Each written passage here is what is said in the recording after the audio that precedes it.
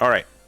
We may talk to a smidge too long, but we are here with round number one, table number one, and we have two players against each other. Looks like it's going to be like a Beels EX and a probably some kind of Greymon tribal deck. Yeah, I mean, like I feel like all the Greymon stuff is just they just kind of mix in the top end, which and so they're like flexible. Oh no, we're just completely wrong. Okay. Okay. Cool. All right. Perfect. Because when you see people are putting in both. All right. I'm a big fan of. I mean, I'm a big fan because it isn't overrepresented yet. But ShineGrey is a really interesting deck. I think like ShineGrey's always been some people's like pet project, right? Like since like BT2, ShineGrey was Yeah. really dominant, and then after that, like it's been getting like trinklings of support. Yeah. And it was just always just like there as a. It was like the original control deck, right? Yeah. Or maybe not original, but one of the early ones. It was a good deck that didn't have Omnimon in it, right? Yeah, actually. Which was quite rare for set 2. Yeah, and then we got Beelzemon. How do you feel about the Beelzemon nerf? Because I feel like that nerf was like the most like cleanest way to just kind of like I don't know, like take a toe off of a deck that was doing too much. I think it was definitely a problem card. The only card that I am still a little bit upset about is I think Dustlinger's still just like outpacing its cost and availability, like just how useful it is, you know. Yeah, I mean, being able to, that's the Deathslinger's the one that activates Engrave, right? And hand and Hand, of security course. and security. Right? Okay, yeah. So having three ways to activate the same card is probably way too much. Yeah. But, No, yeah, Deathslinger just being able to get the memory from trash off deck, or it really just is like a Gaia Force, but also only cost 4. So like it's just too flexible. which was always the thing that curbed Purple's strength, right? Yeah. They always said they had a lot of option cards that killed stuff, but they always had some condition or rule to it. Kind of like why Beelstar never really took off. Yeah. Back in Con. I mean it's a crowd favorite, right? But yeah, you're right. It's just most of the stuff in Purple is too fair, or takes too much to kind of ramp up to it. So, but it looks like look, Anthony hit their one of for the Impmon, so that did accelerate the graveyard. So I don't know. In general, though, I think like it just consistently stuns the deck from going off like 1 or 2 turns, and I think that opens up some counterplay. Oh, the first hit tying Kyrie. Nice. That was a risky swing though from the Beelzemon X. I like whenever they go for the level 5 swing, like it's just, you just kind of go in with like a blindfold on. Hopefully, like nothing bad happens to you because you could just lose their game right there as Beelzemon. Yeah, and I mean you can kind of be safe because you know that there's a bunch of tamers that this deck runs, but I think it's more of you just have to make sure that you don't give them too much advantage by now having the setup that we do see, right? How do we end this turn? I feel like just Digivolve in the back is probably the best. Or if you have like a Mem boost of some oh, he's just gonna go into 6.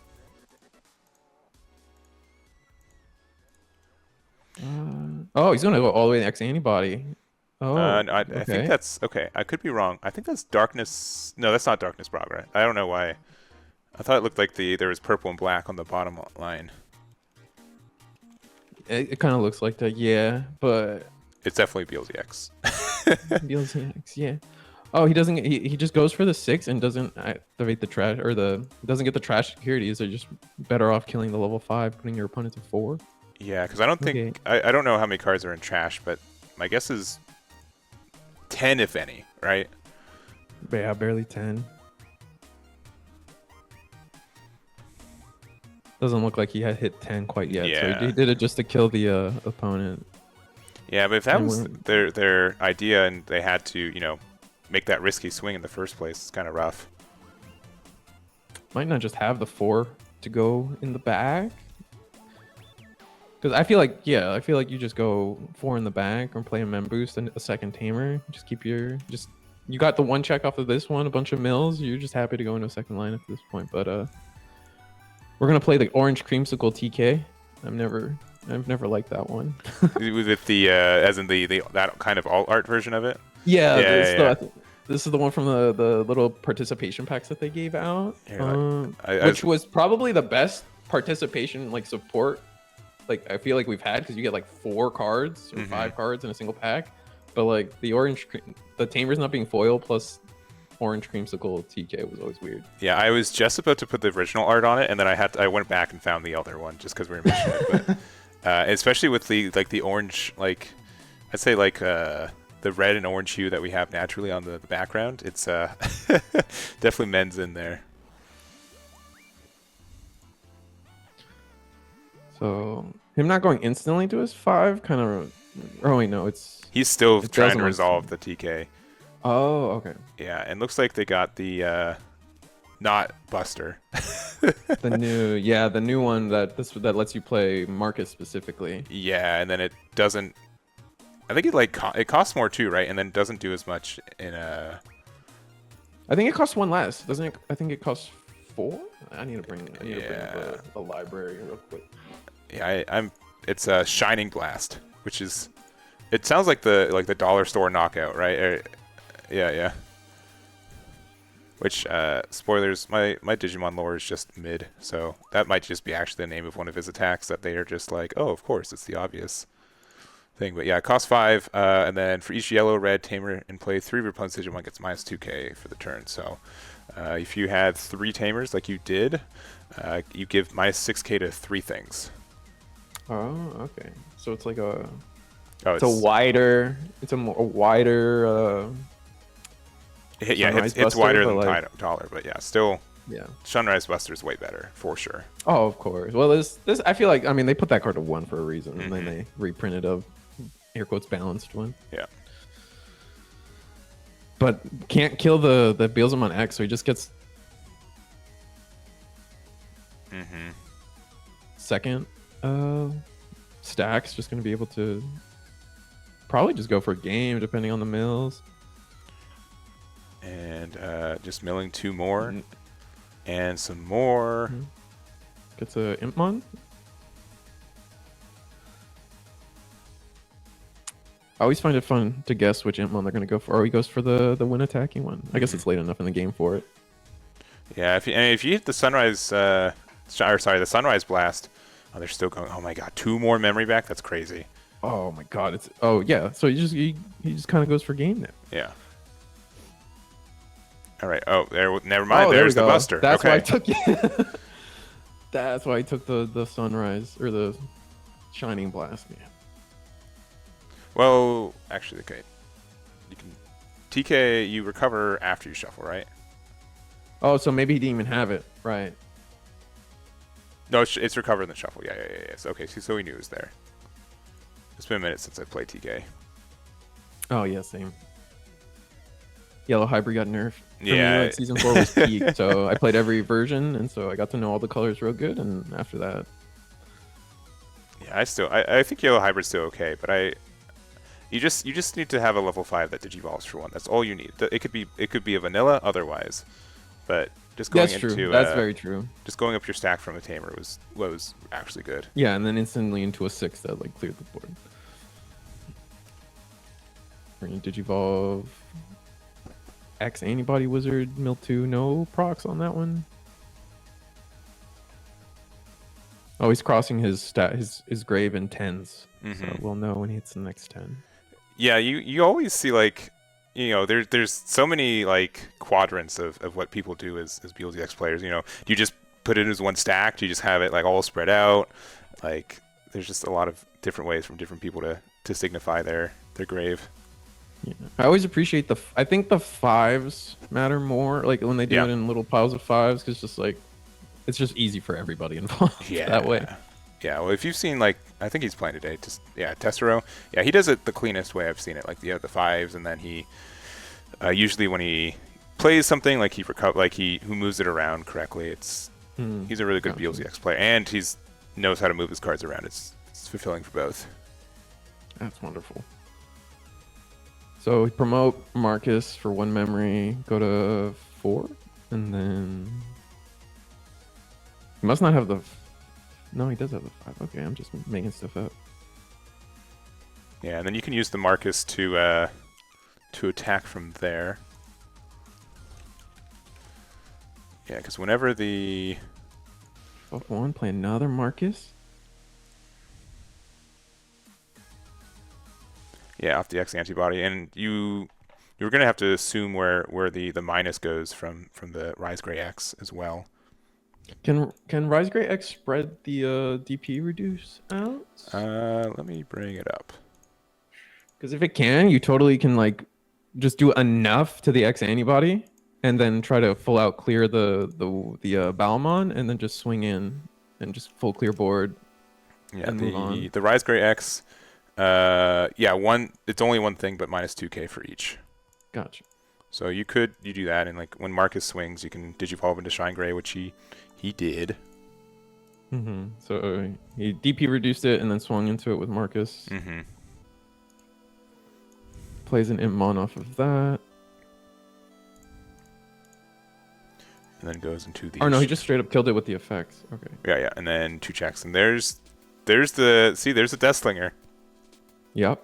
Hate Gonna kill it. Hate that card. I'm telling you, we saw it in hand, we saw it trash off deck, and we saw it in security. Like where's the dead part? Where is it a bad card? Like it's never a bad card. I feel that.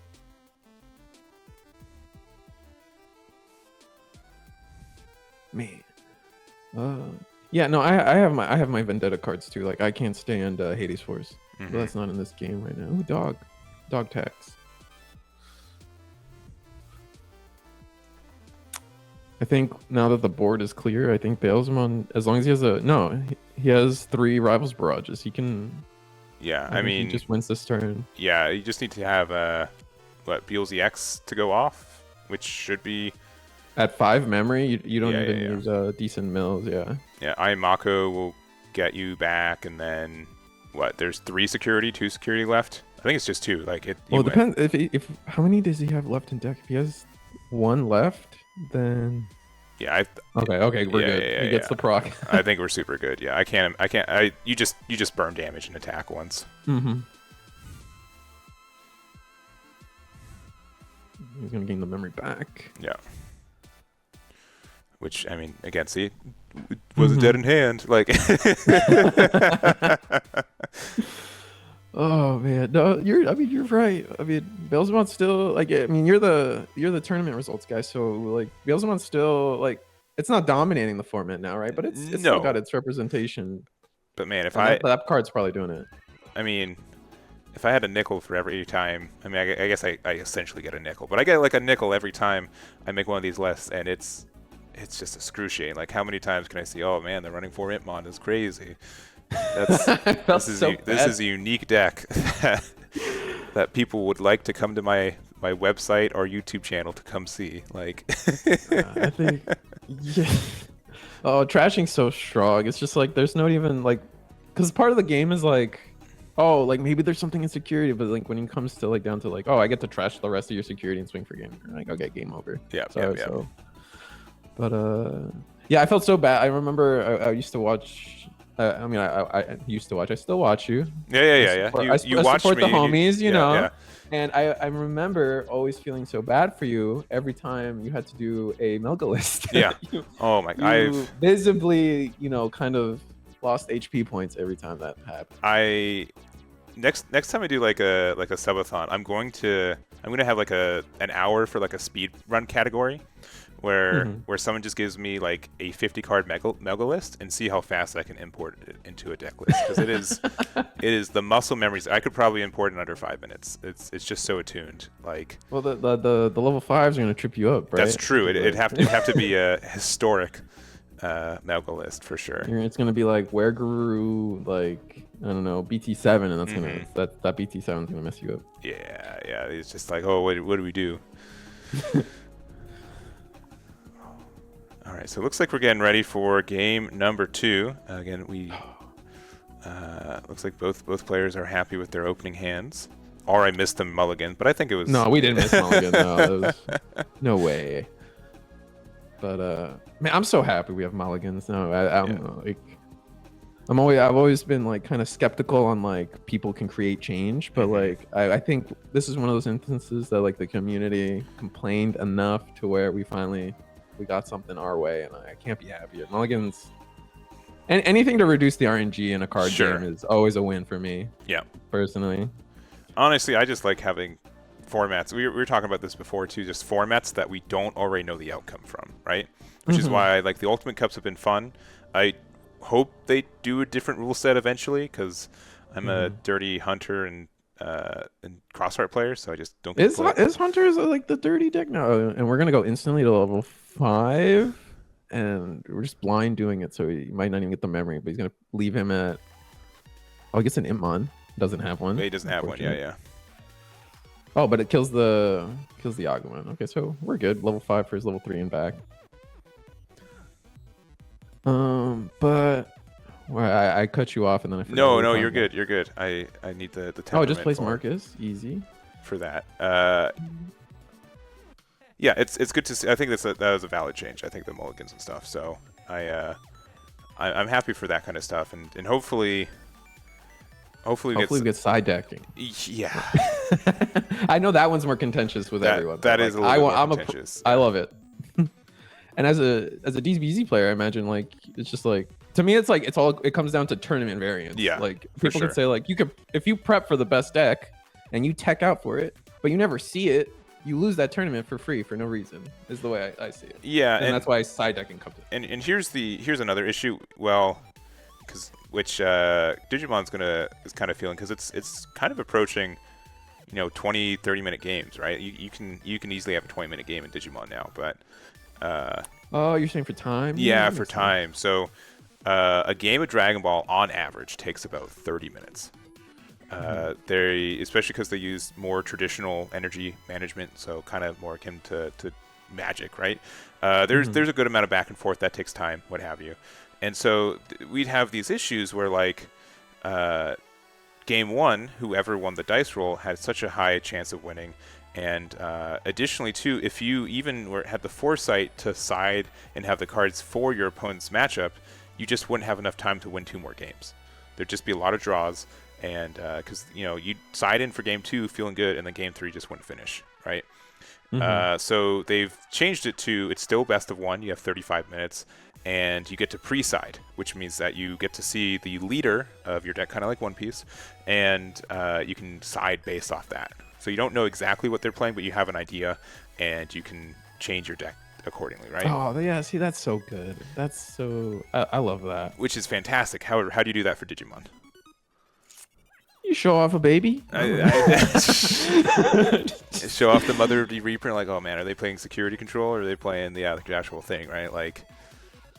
Yeah, I don't know. It's tough. It's a little tough for this, which is a shame, because I think there are 100% cards they've printed that are only side deck cards that just would be rough. Right. So Beelzemon Digivolves for 4 -1. He stacked the deck, and so we're about to see the mills for soon. No, I agree. I don't know. There's a lot of little things I could dream up for Digimon that would make it like kind of like, I don't want to say better. That seems like higher than B. But I generally try to temper, like I unless it's something like critically bad, I don't complain, and because there is just like that, they don't know what they wish for kind of thing, right? Like, oh, absolutely. I could 100%. Cyborg's going to save the game, and it just makes it worse. Like I don't have those facts. That's just a knee-jerk reaction. Looks like they're still trying to debate the memory, but it all tracks for me. He was at 4 or 3 with the Ayamako. Digivolves for 4, Ayamako refunds him 1, and we're still waiting for the mills. There we go. 1 memory, 2 memory. You got 2 memory back anyways, so it's fine. Keeps it's his whatever. Turn. Nice. Gross. Yeah. Like, yeah, like the last thing like I would dream up is like, for me, like I always wanted the eggs. Like I wanted to just like be able to pick which egg. Yeah. Right. Like, yeah. I think that would always be like interesting, but that would be like my last like little, hey Bandai, try this for an alternate format. I think that would be fine. You don't get strong enough to matter, right? So yeah, they're tiny advantage things that it would add more skill to the game, I would say, right? And more of a deck building challenge. And 2 free checks. I think he hit a Marcus, so that's good for our Greymon player. But he's sitting on a level. No, he's got a level 4 ready. Can't tell which Greymon that is. Yeah, I had to remember this game too, because this was pretty much the setup he had, like, this late in the game last time, right? Where it's just specifically that Geo Greymon in the back, and just hanging out. Which, oh, that's the alternate art. That's the regional. That's the one that pops out of security. Okay, that's what I'm Yeah, confused. yeah. Okay. Oh, he's just gonna go in. Okay, yeah. So I mean, you can Oh, well, attack. yeah, he gets to. Yeah, go ahead. Yeah, so you can attack with this, and you can use its effect to digivolve for free. So, you know, you did have to pay the 1 memory to get it out there, but we go into the Rise Gray there. Digivolve for 1, but gain 1 memory, and then swings. It's gonna die, but he gets to heal, which is gonna be a very wild mechanic going forward. Yeah, yeah. I Oh, mean, man. I haven't. I'll be honest. I haven't super looked into BT13 Rise Gray decks. I just know they're going to be good. They're gonna be good. Galmon doesn't get good, or the air quotes with everything I say, but air quotes. Galmon doesn't get real good until those trainings come out, which I think they actually come out too late for us because they're gonna be a box stopper or something. Yeah, yeah. And those training cards are wild. Oh, Yeah, man. they have been. I don't remember what they did offhand, but I just remember like, oh, these are going to change how like just how like the original memory boost worked, right? Like that just changed how we play the game. 2 checks from our Rise Gray, or from our Marcus, and then swing Rise Gray to clear board. Yeah. Yeah. ShineGrey, I should say, but yeah. We got Yeah, there. I do the same research I imagine most people do. I look up DigimonMeta.com, and then whatever East puts out, I kind of read. I'm bad at Twitter, so I'm not good at following the Twitter shops. Yeah. For future formats, right? Because when you go to current formats, you go to eggmanevents.com, right? Oh yeah. Okay, Yeah. cool. All right. Just making I'm sure. like I said, I'm subbed, and I like every week after an event, I know like my Monday at work, I got a regional video to watch. Man, that is such a blessing, and man, such a curse. So just like sleepy-eyed 1 a.m. like I gotta get this out. People are like, I'm gonna get like a dozen messages like, hey, are you planning on covering this event? Like. No, everyone, like that. That's like I understand like why that would be like pressure inducing, but at the same, like, you know, I like to think better of like the people and be like, no, it all comes from love. Like, you're the guy that does it. Are you gonna do it? Because I'm gonna watch you do it. You know what I mean? Yeah. No, it is definitely fulfilling to have work and expectations. There is pressure, but nothing. I exaggerate it for the story, but. There is also like a stupid amount of work behind the scenes, and I'm not sure if it's just me just being inefficient with it, but no, dude, I barely do anything. Or we did you up for level 5. We're gonna mill some, refund the 1 memory with Ayamako. We mill a memory, and then we get the 1 of 3 proc. Get a Rival's Barrage busted. Yeah. It's just so. But no, I barely do anything for you. Like, real talk, like all I do is I go to the shop, record some matches, and then I come home and rewatch them, and that's my entire channel. So and then you that notice that feels like too much sometimes. Like someone made a mistake, and you're like, you have to be like, by the way, this is how it should work, but it didn't work, and we're just gonna continue as if. Yeah. I mean, I like to believe that people just like. I mean, you still get the comments, but like at the same time, like I prefer to believe that people just accept that. Yeah. Everyone's human, and no one's really judging every table like that, you know. 100%.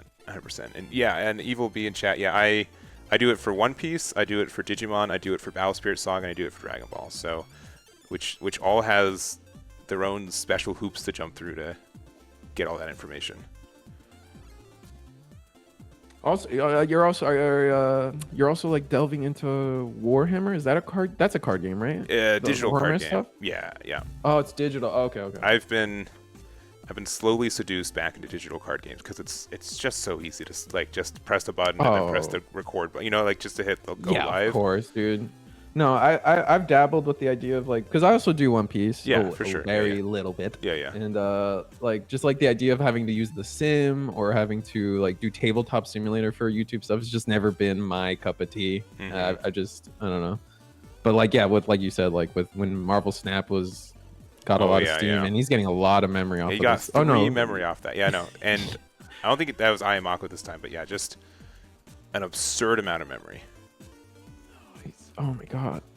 But it dies in security. Like I said, the blind swings hurt. Yeah, because he's really confident in his Biomons from there, but it is probably because you do have that Beelzy in raising. So if you right, for the on deletion. Yeah. I always forget. Yeah. Yeah. So if you happen to have a the X, which you did just get the Rivals Barrage off the trash this time, so you can't activate it right now. But if you have 7th full cluster and the X, then you're a good spot. And I think it either 2 or 3 burn damage as well. Yeah, it looks like 3 if he. Looks like 2 working on the 3rd, maybe. Yeah, I believe that's why I like the 5s. Yeah. But now he can't swing with the Impmon's not the warping one, and now he can't swing with the Beels. So we're gonna just try to. He probably just has a Rivals Barrage and he's just baiting us. Did you vote for 3? No, he doesn't. It doesn't look like he has the X in hand. And they won't be able to keep turn. Oh wait. Oh wait.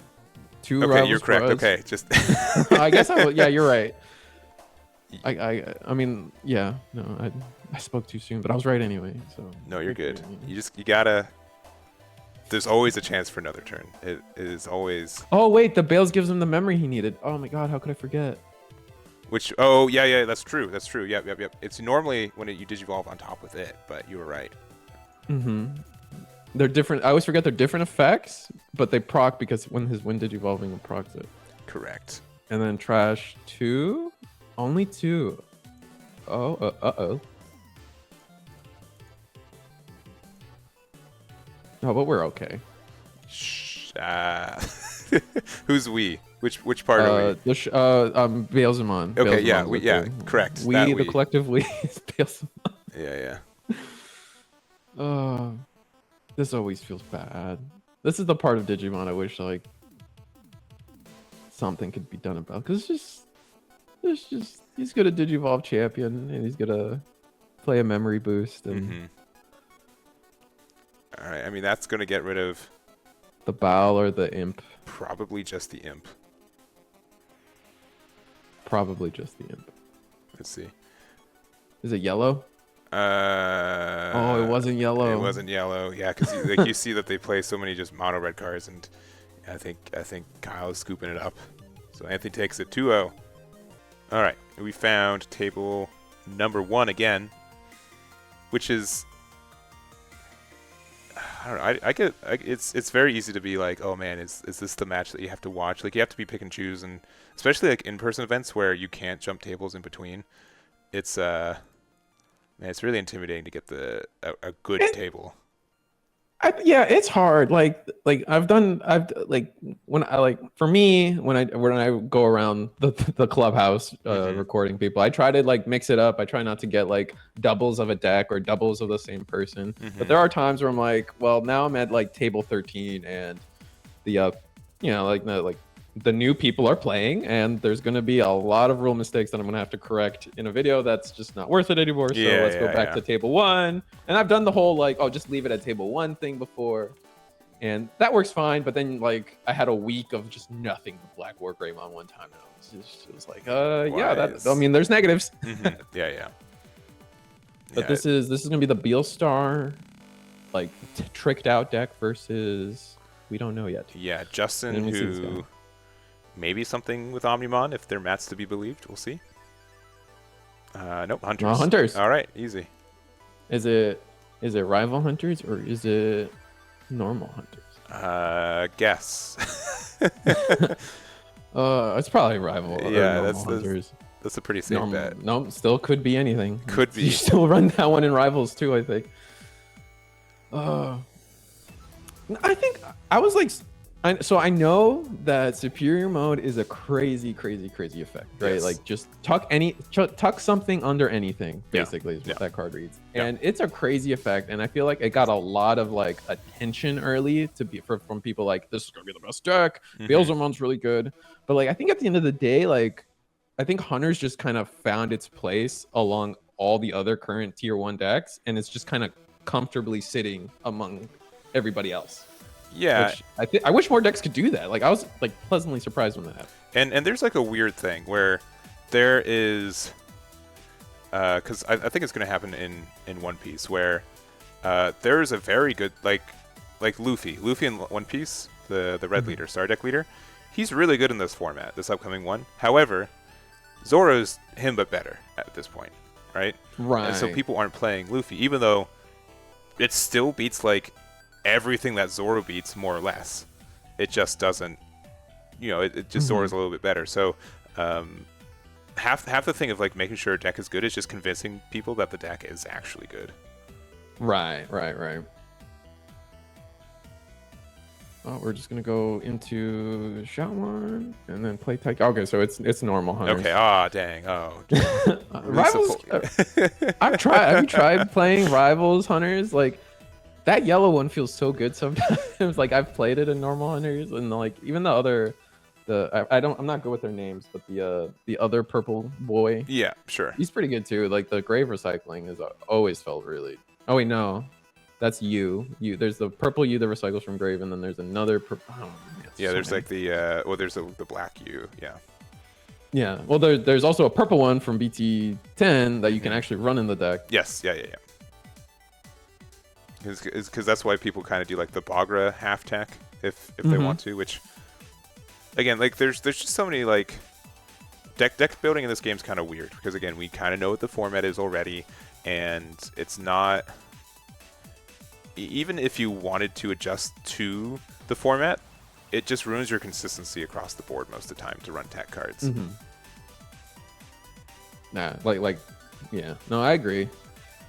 It also has like that Yu-Gi-Oh vibe where like a lot of your deck's already planned out for you. It's just sometimes you're just kind of tweaking a number or two. Yeah, and I mean that's why I like One Piece a little bit more because I do feel like I do have like some deck building choices, even though it's kind of like in the same spot right now. I still am optimistic for that. But then there's like Battle Spirit Saga and Dragon Ball where I'm like entirely intimidated on like what actually, because I have nothing to go on. Oh man, and Shaman's gonna swing in, draw a card.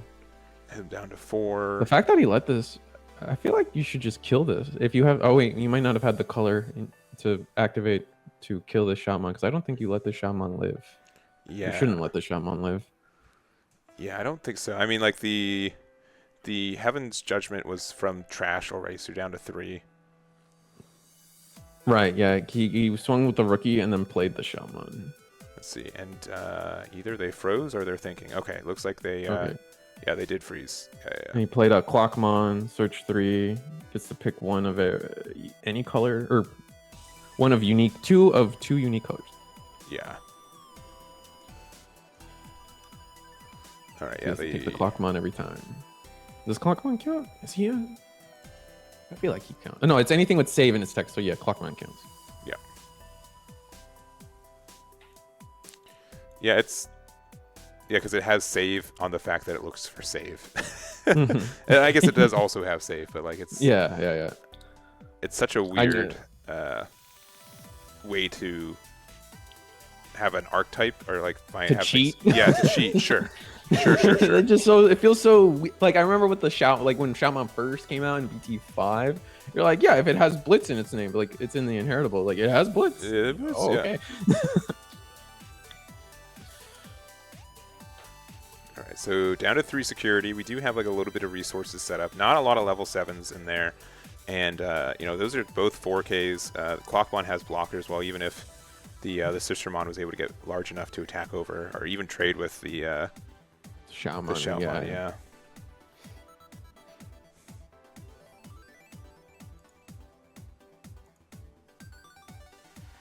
Yeah, I can't even get the draw off of. Oh, that's so unfortunate.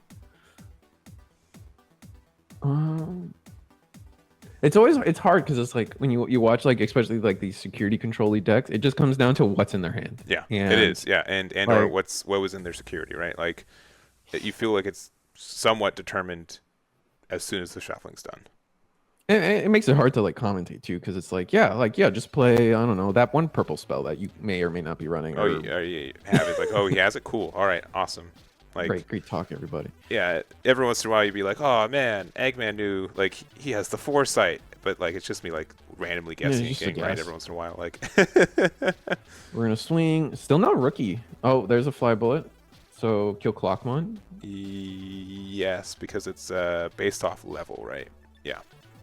Yeah.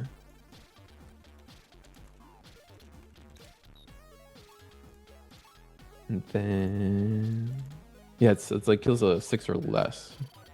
Yes. Which always I remember that greatly.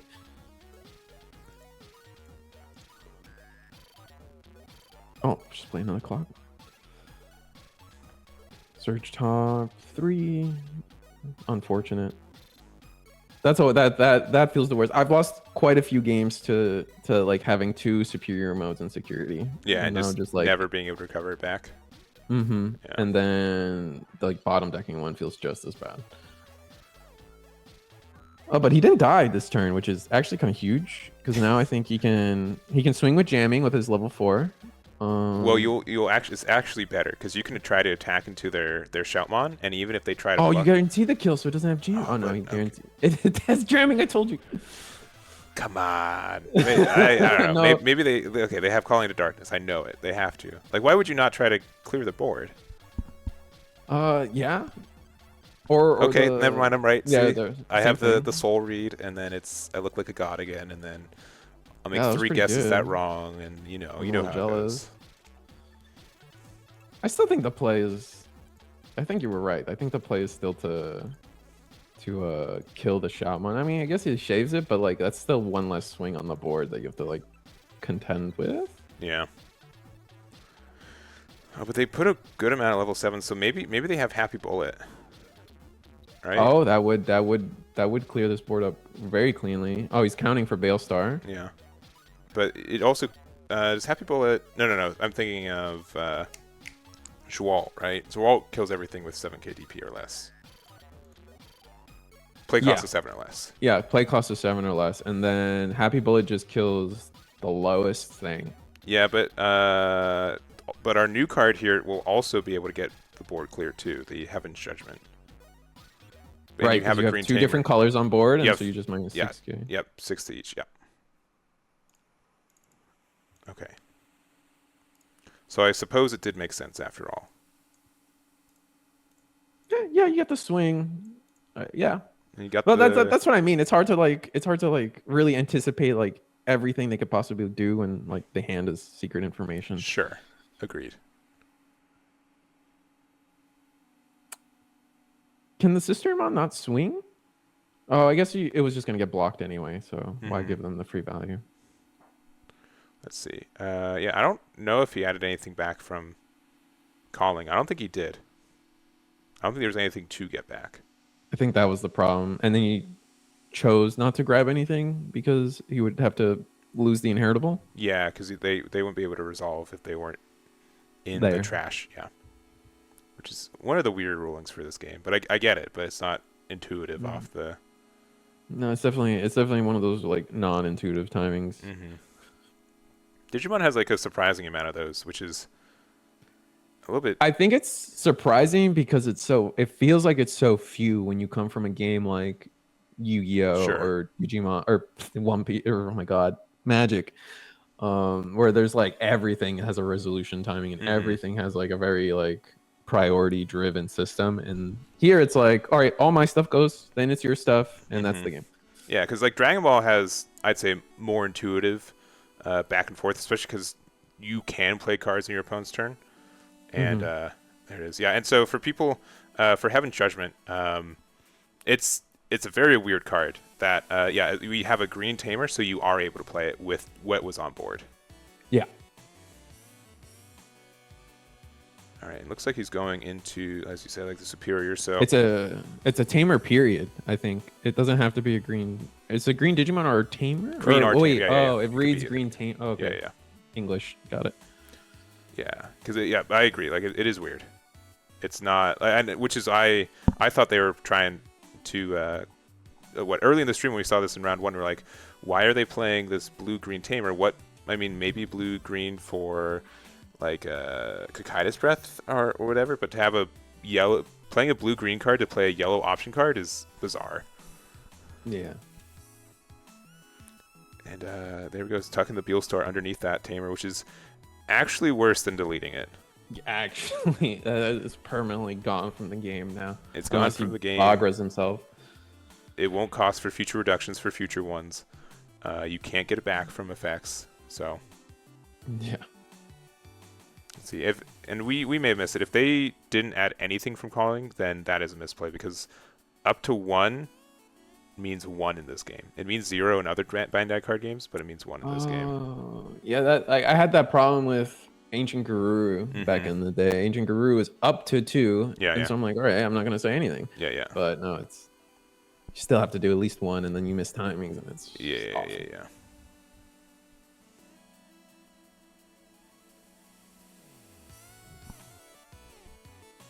All right, so they're attacking Beelstar outright, and I think they're gonna. They have the +1, and then. I don't think he can attack. That was the end attack one. Okay, that was end of turn, I believe. Yeah. What I'm questioning is I don't think he could attack. Do you not have? He had rush. I thought he hard played this Shoutmon to play the U, and then like it doesn't have rush because you didn't. It's not the Ostamon or Restrodrum. They're level 4, purple one.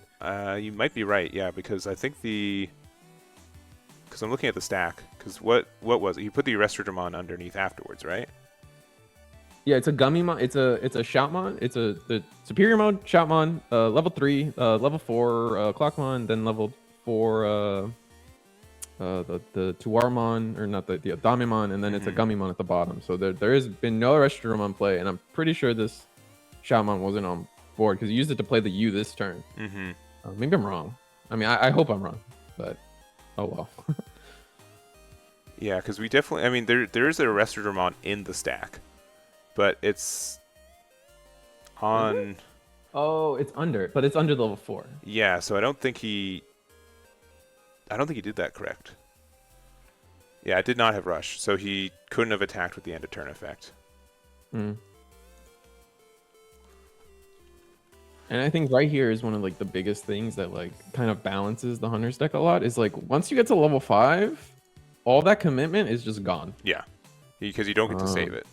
You can't save it. All those sources are just trashed, and so you just kind of you give up so much to do something so powerful, and which I think at the end of the day is what makes this deck so bearable. Or not. No one's witch hunting Hunters right now. No.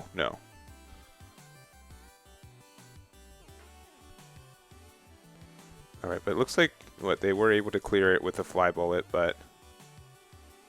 We'll have to make sure that so much memory to do that. Just one or a Digimon rookie play. And they have a Vilemon out, so there is a blocker. But yeah, obviously two more security would have been huge for our Beelstar player. Beelstar.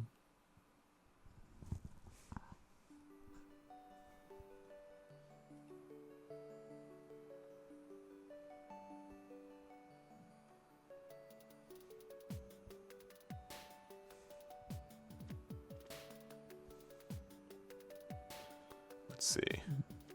Okay, he's going through. He went through all his triggers, and now finally found the rookie. That's actually wild. It took him so long. It did. It was like 3 or 4 turns of just not having it. Chose not to hard play it though. I mean, just opted to get the free draw. Oh, he's got a Psychmon. Okay, so Psychmon,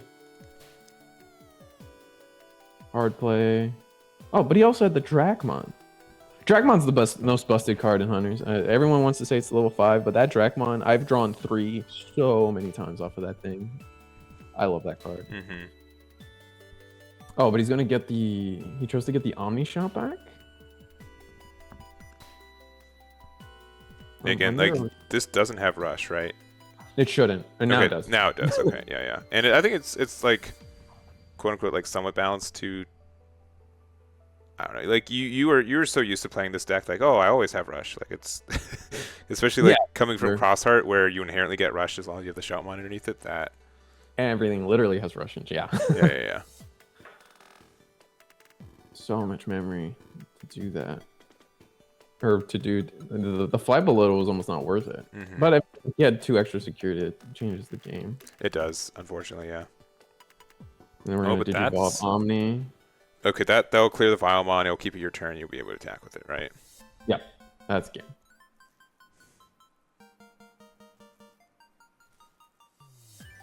All right, and we'll try to be more.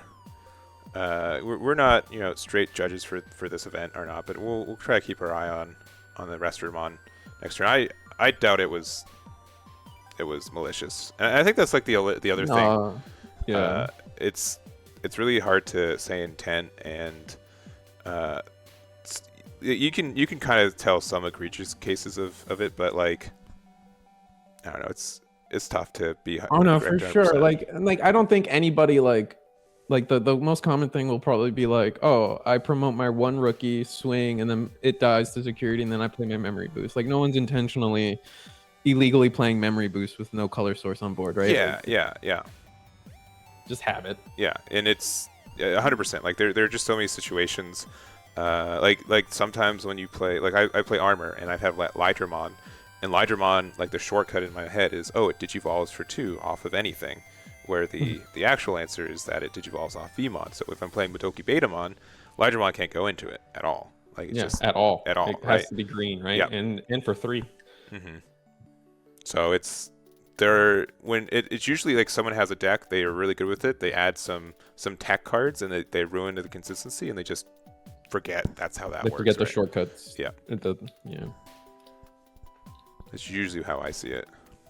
It would be hard to rewind that too because kind of Swang did the 2 checks real fast and like even if we were judging the event.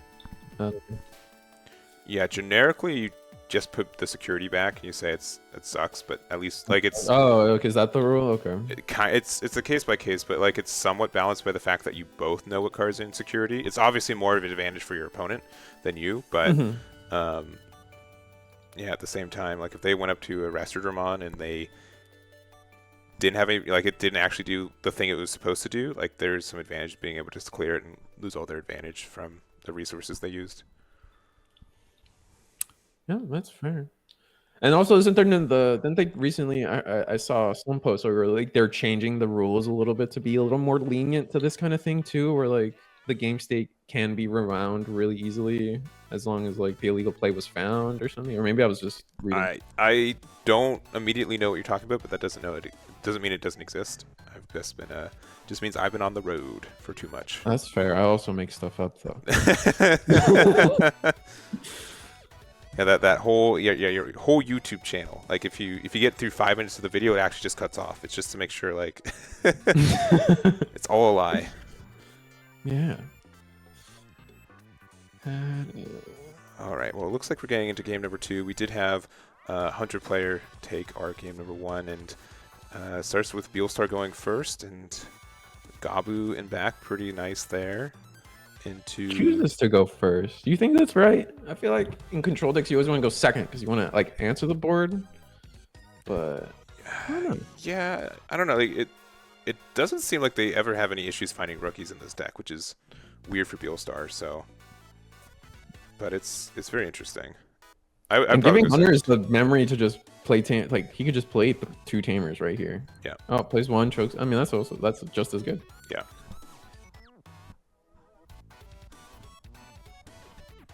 Let's see. Oh yeah, and the Astamon. Yeah, part of the reason I don't run Astamon is because it's too particular. Like you think it'd be kind of open-ended for the archetype, but it is very specific to what it can and can't do.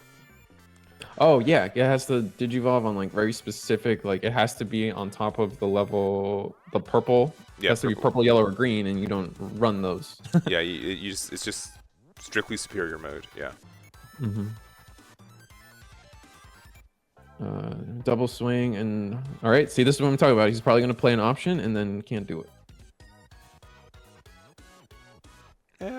Maybe. I mean, there's nothing to pop on board anyways, so. Oh, that's true. You'd love to have a tamer right here, though. You'd hate to pass. Oh, he does. Okay, nice. Okay. Easy. No, this is pretty strong. And luckily, didn't hit any tamers. You did get a superior mode out of the game, so that's nice. That's huge. Because I don't think most people run the recursion tamer that like actually lets you use your grave really well. Oh, and gets his Shiro. Right. He already had a blue source, but I think you're still chilling either way because you don't want him drawing. All right. What's his full name? You got one chance. Oh, this is Ryuma. Starts with an R. No, not even. Oh, okay, we're great. Like, what's man? No. It is Kiroshiro Higashima Mitarai. No, Kiro. I mean, I'm looking at it and I can't say it. Kiroshiro Higashi Mitarai, which is the official name, right. Which they decided not to easy peasy English localize for people. Bring up the katakana version. My wife's been practicing. Oh, sure. to Japanese, and I got this stuff. Watch, I can read exactly no, and that's Yeah, no is like it's like little swirl, a little two circle. swirls and then the HN. Yeah, I think. I don't know. I'm not. That stuff's not on my phone, man. No. We have a guest caster. Why We've did got Hunters not use Daemon's effect? I don't know. Maybe they thought Damemon was from hand and they didn't have any. Because it's just off the top of deck, right, for Dame? Mm-hmm.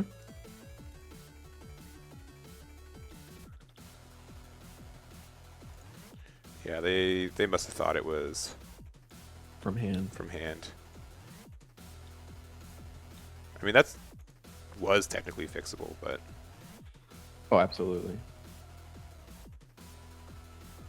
Yeah, it's not. It's not a May either. where'd they play? Did they play Taiki from the top of the deck, or no? They just played it from hand, right? Yeah, play it from hand. Let's see. Rivals Barrage kills the Dominate, yep. Save and then save. They shortcutted it with him because it does most of the time. I guess that's fair. It's only 3 cards. And they paid at least they paid memory for it. But yeah, I guess they did not have faith that there was a tamer on top of their deck. But you still have to do it. It's non-mandatory, or it is mandatory. It's non. The reveal is mandatory. Yeah. Yeah, the playing off the top is the option. Plays the Psychmon for full price. Draws a card. He's gonna go to 3 anyway because of Kirishima Hida Maya. Kirishiro Higashi Mitarai. Higashi Mitarai. Not gonna forget that, man. No, I will forget that. Usually Digipan is is my residential like Digimon lore guy. He knows he's very good at it, and he knows all the tamer names, and he's very solid at that. He's invaluable for lore and the extraneous stuff for that. So he typically always says Higurashi for me. He's got it down. Oh, you might just lose this turn. That's pretty scary. You're already down to 1 as Hunters. Yeah, but you got 3 on the crackback, potentially a superior mode. He's got to play it. I think you play it safe because if this last one's a tamer, it's like you or something, and then because you could play Beelstar right in here. You probably pass like to 3 or so, and you could use something to clear board. You could play Nailbone. A lot of options. You can also have Gazimon attack into Drachmon because it's only a 1k to 2k. Oh yeah. Oh, and then you would get a draw off of Mimi and Joe.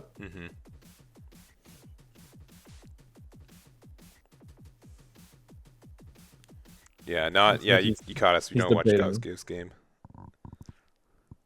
Yeah.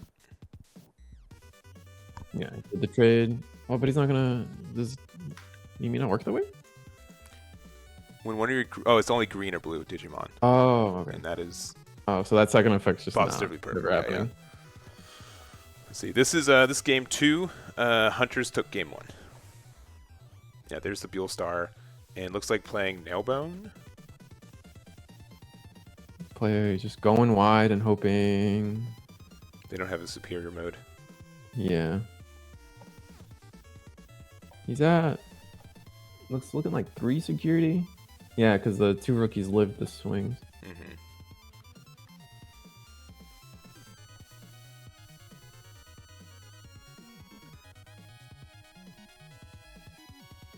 The new Beelstar alt art looking nice. The whole like Demon Lord binder they're giving out. But... Yeah, the stuff on like the Bandai Premiums is always very nice. Like it is very good quality. It's just like the turnaround time that's a little bit Yeah, for the pre-order, it always comes late, and you're It like, always comes late, and then half the time the card isn't viable anymore. So it's like it's still neat, it's still a good looking card, but like Fly Bullet kills the Cyclone, keeping it, oh, basically keeping him alive. He's got 2 security left. Arstronomon can't win in the game now. no, it can clear board. It can get rid of 2 cards on board, right? The Yagazi and probably the Beelstar, but it won't be able to attack for game for sure. You can't get rid of the Beelstar without another Tamer. But it could get rid of both rookies. You're right. Yeah, because you need one more Tamer out for the get there. Oh, looks he's like he's just scooping it up. Yeah, he doesn't have an answer to all the board. Yeah, wow, the rookie rush won. Oh yeah, I've seen that happen with Beelstar far too often, where you think it's just like a big, like slow, like somewhat control deck. Yeah, but then it's just like, oh, I lost because 3 Goblin mods hit me in the face. Like, yeah, they lived. Oh, there's so many games back in the day where we're like that. Just both your rookies lived, and now facing game.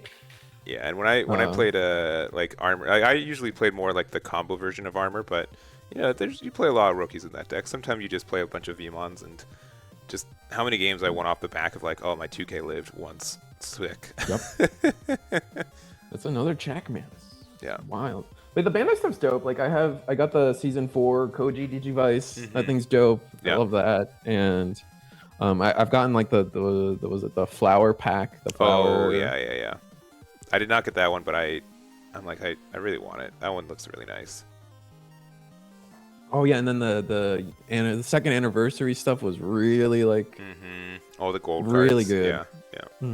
And then it's funny because I had this I don't want to say argument, but discussion with a friend where like because he plays One Piece more than he does Digimon. Sure. And One Piece in comparison to the stuff like Digimon gets is like not even close. Like you're paying $100. I think they just announced the year 1 stuff for One Piece. They did, yeah. And it's like 4 cards for $100 or something. Yeah. But they know people pay for it, which is it's what's crazy. Like if I don't know what the cards are, but like if one of them's Nami, someone's gonna be like, okay, fine, sure, whatever.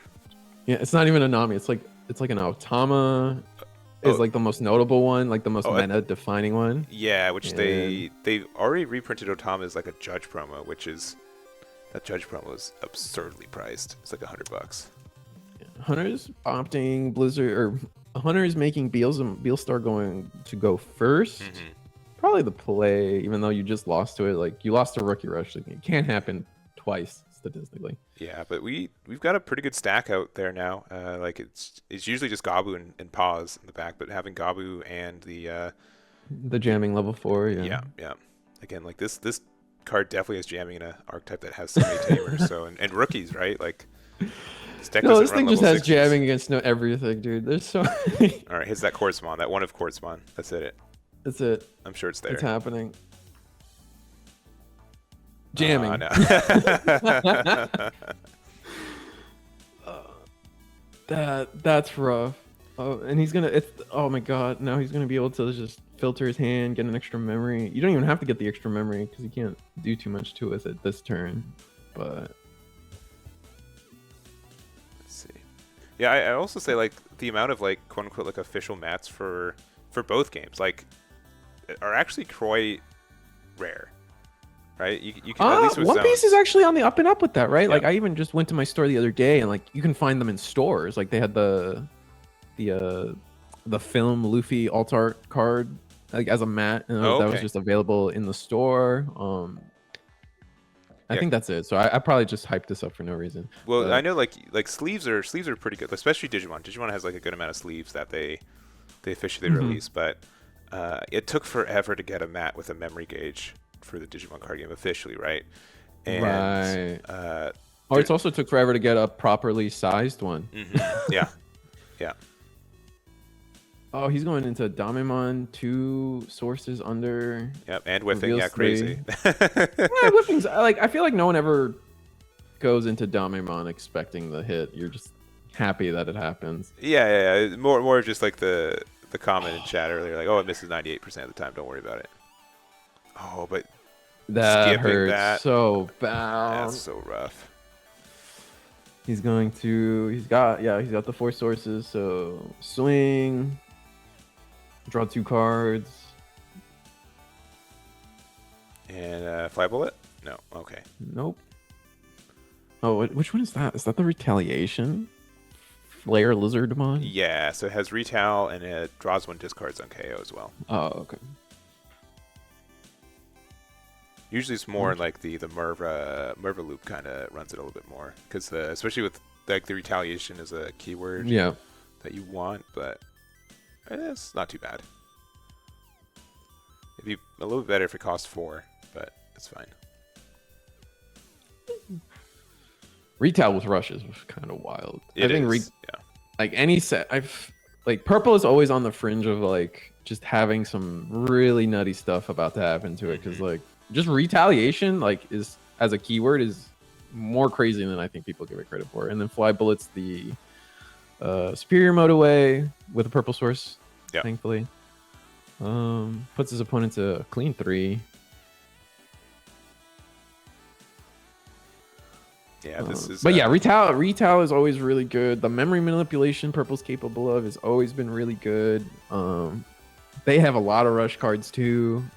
They're just always like 1 card away to just make one of their loops really good. Yeah, they get nerfed quickly. They do. Yeah, because I played Lilith Loop for a long time, and it was just fun. And oh no, absolutely, I don't blame you. I traditionally like playing the decks that just break the rules and like vanilla. Play D Reaper. Yeah, or more like just like Hunters and Crossheart. They don't play Digimon; they play their own archetypes, right? Yeah.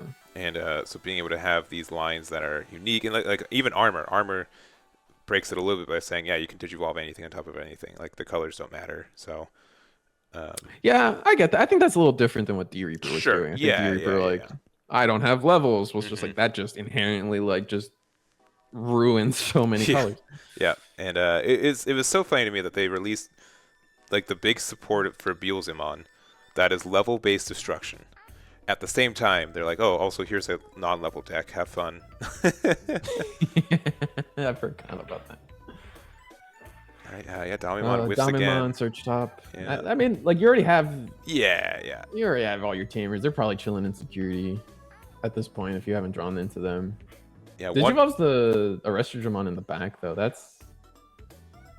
I don't know if that feels bad, but at the same time, like, it doesn't feel good. No, they just must be cycling. I mean, it's still gonna have rush when you push it up, I guess, right? But yeah, it's already kind of it's inefficient for sure. I like to think of it like back in the original days of EX1 Machine Dramon. It was me and we would call it like you have 4 bullets, and you have to find a way to use them correctly throughout a game. And that's how I see it. That's definitely how I envision like, you know, a Restramon and then his superior mode version is like you have 4 bullets.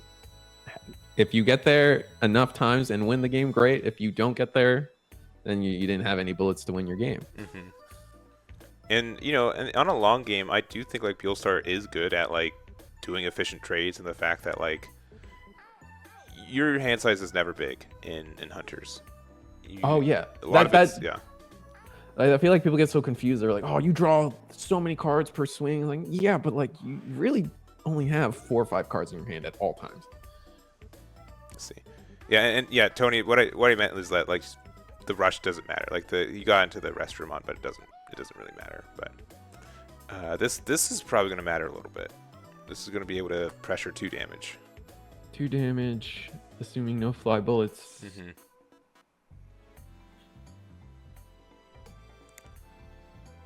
All right, Tony. I feel messed with. Mission accomplished. We got there.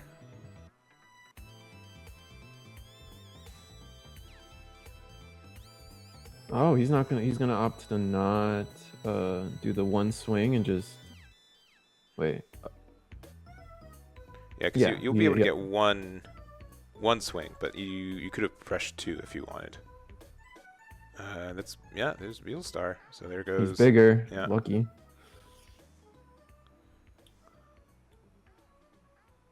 Yeah, because you got plus 2k, so 12, and Beelstar is 11k. Yeah. Yep.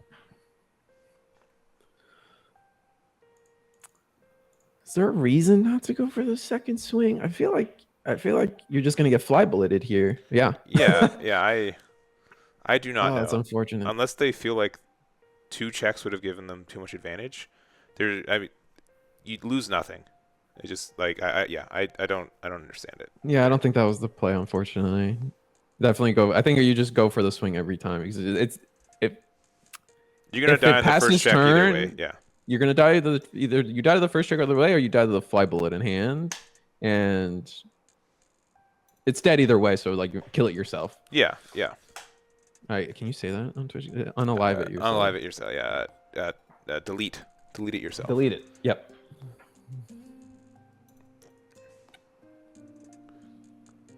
And we were doing so good, and now you demonetized me. That's like literally the worst thing you can do to me. So I can't. I'm sorry. No, you can make fun of me, my content, anything else, but to demonetize me, oh, that is a bridge too far. Yeah. I'm sorry.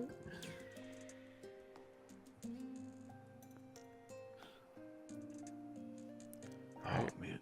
Well, Beelstar. I mean, this is probably a tamer after seeing all those Damimons whiff. Oh, Kirishiro. Oh yeah, he'll get the draw. Yeah. Oh, it's a pencil. I go back and forth. This is one of my biggest debates when I play Hunters. Is like, do I play the pencil or do I play the coin? Yeah. And I veer towards playing the coin just because I want all my rookies to be 2-drops. Sure. But generally play the pencil, just because that it does offer a little bit for it. Right, you can swing over different things or pop different things because of like your shaman effects. Yeah. It makes math better for you. Let's see. Yeah, Digipanda in chat. I literally was talking about Kirishiro, Higurashi, Higashi Miturai. That's the boy. All right. Well, just playing Vilemon and passing. It's so crazy, like how, like the first couple sets of the game, like oh man, I lost because they had 4 blockers, or like this color doesn't have as many blockers as the other. Like in One Piece is kind of still in that spot where blockers can win and lose games, right?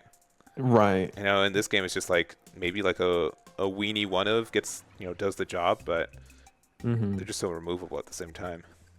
Oh yeah, especially since like I remember like set 2, set 3, like people were winning with Monmons in blue because it was just like it was a rookie with blocker and you could just hard play him. Yeah, exactly.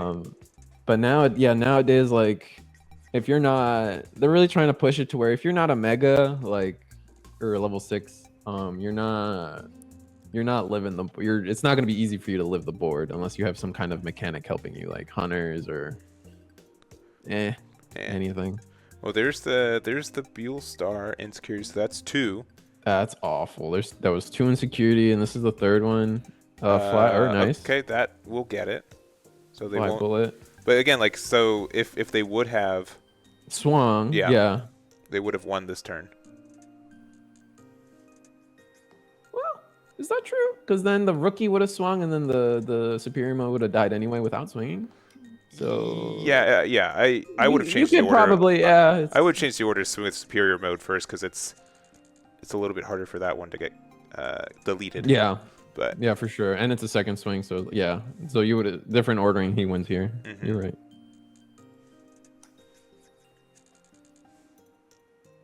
And then plays Clockmaker, or is it Watchmaker? It's Watchmaker. It's Watchmaker, but yeah, the original translation was what, like watch shop person or like storekeeper or something, right?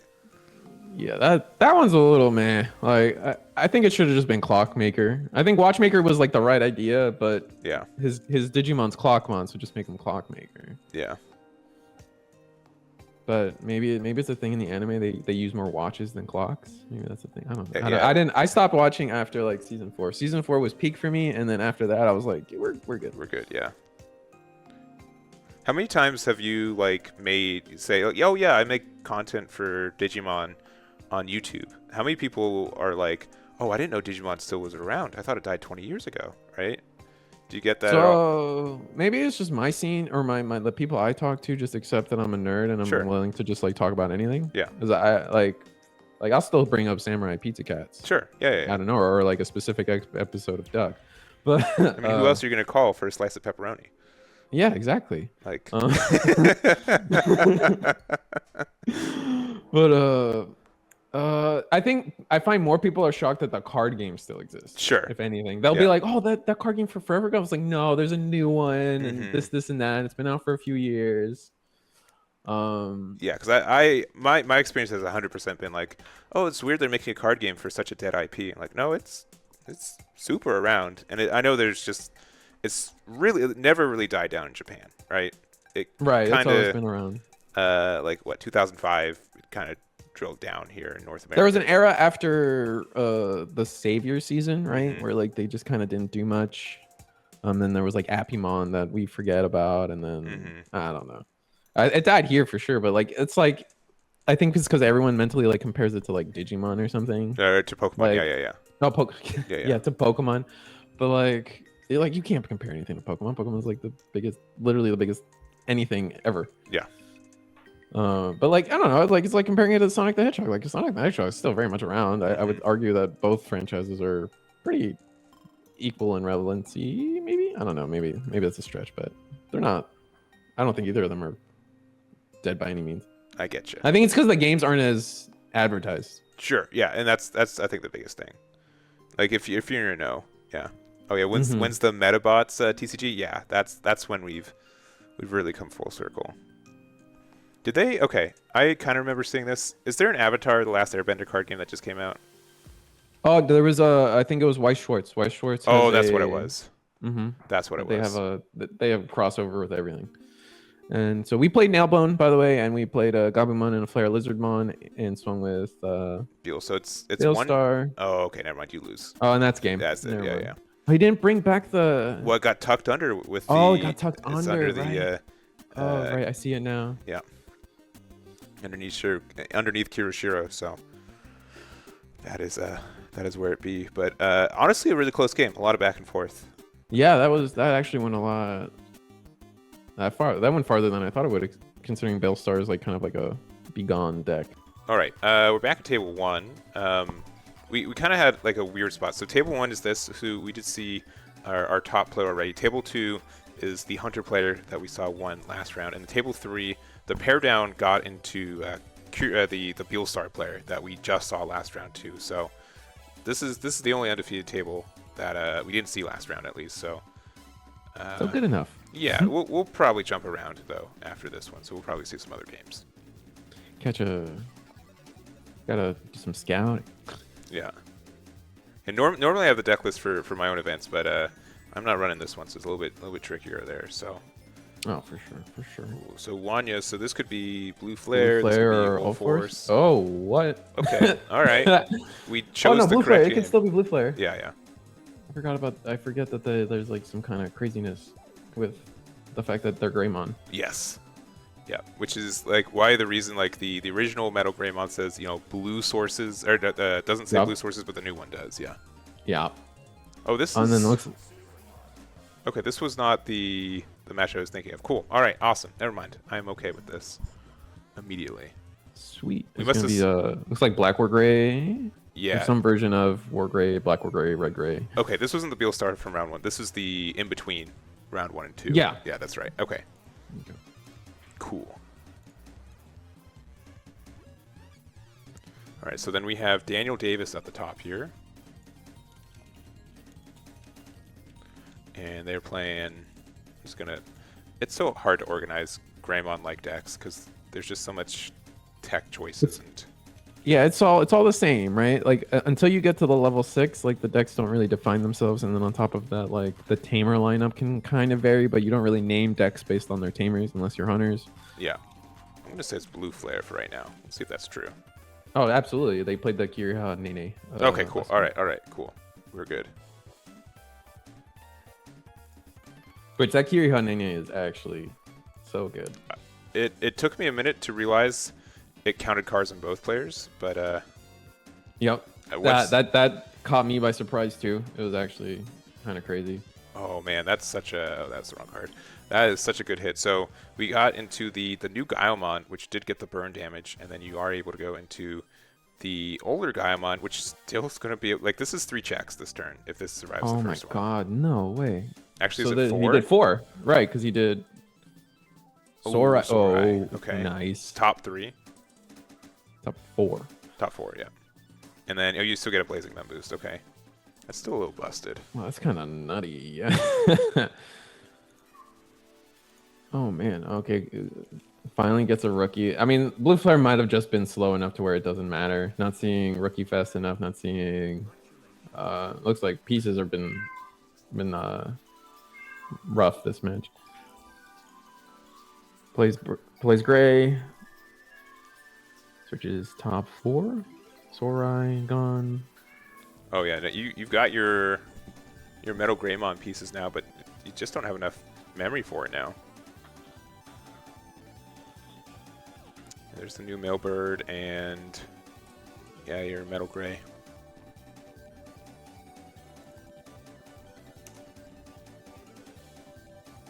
But won't be able to do anything. Like, he can't even freeze unless he like deckers, like hard play a decker to freeze the Guilemon here. Yeah, because it has to be Decker, because Metal Gray won't be enough. Oh, okay, Hammer Spark. Mailbird. Oh, give it the debuff. Yeah. When attacking, -2 memory might slow him down. I mean, he has to build a new stack. He won't get all the checks anymore. No, he still gets +1 check inherently, so this is swinging for 2 checks still. Yeah, when you have 2 security, that's kind of rough. And they could always be running the Blitz Omnimon. That's a card that like I've always, I don't want to say struggled with, but like back when like I used to, when we played blue hybrid, me and Lewis would always go back on like how to play, like what the ratios are in the deck, and he swore by the Blitz Omnimon every time. And I would be like, no, but I could cut it. It's not blue. It's not a hybrid. Like, it's fine. He's usually pretty flexible, but there's some things he'll die on a hill for when it comes to deck building. Like he'll be frank and be like, that is absolutely not correct. Like he's like, geez, okay, whoa. Yeah, so like he ended up getting 3rd at Digifest, and I got 9th, so he got the last laugh. Yeah. Whatever, man. Yeah, the worst thing is that he's usually right. Like that's the that's the kicker.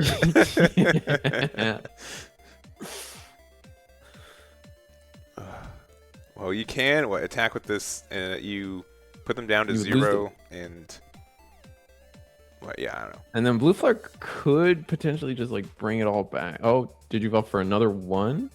Oh no, yeah. Digivolve for 1. He just didn't shortcut it. Yeah, and it's because it Digivolve on top of an Augu. Yeah, because Augu X doesn't proc the gain 1, but since it was Augu underneath, oh man, he's going off. No way. What is he gonna do? Swing Guilemon and then swing then. Well, you can't swing Guilemon. Yeah, because you lose 2 mem. Oh, he just doesn't want to lose his bottom sources. I guess so.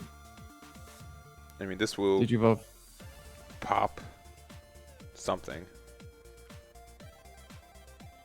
Right. So I guess he's just worried that you'll lose. I mean, this would have been 2 swings and then a 3rd swing and then 2 more with Metal Gray, but I don't think that was enough to lose. You know? Yeah, no, I agree. He's sitting at 5 security. It would have been 3 swings, but yeah, no, he would have had to like gather a lot of pieces to make any of that work. Okay. Well, this plays the Metal Gray. Yep, 2 checks with piercing. Because it's the old one, which means you can't use the with red. Jamming. Yeah, with right? jamming. No. Yeah. Yeah, because it's so new Mailbird. Swing, rookie, dies, draws a card off the Lina, and then I forget if this one's effect is when it dies. No, it's when something else. When something else is played. Is that this one? Yeah. It's okay. Yeah, when Blue Flare is played. Yeah, so that's why you played it first, even though the security was maybe not, could be scary for that. Oh, he's just scooping it up. He can't answer the board. I guess he didn't see Decker. Yeah. Because the Decker there would kind of solve all his issues. Because he could just freeze the Metal Gray X. And then like yeah, sure, Gaiomon does 2 checks, but it's not game ending. And then you just clap back with answers. Yeah.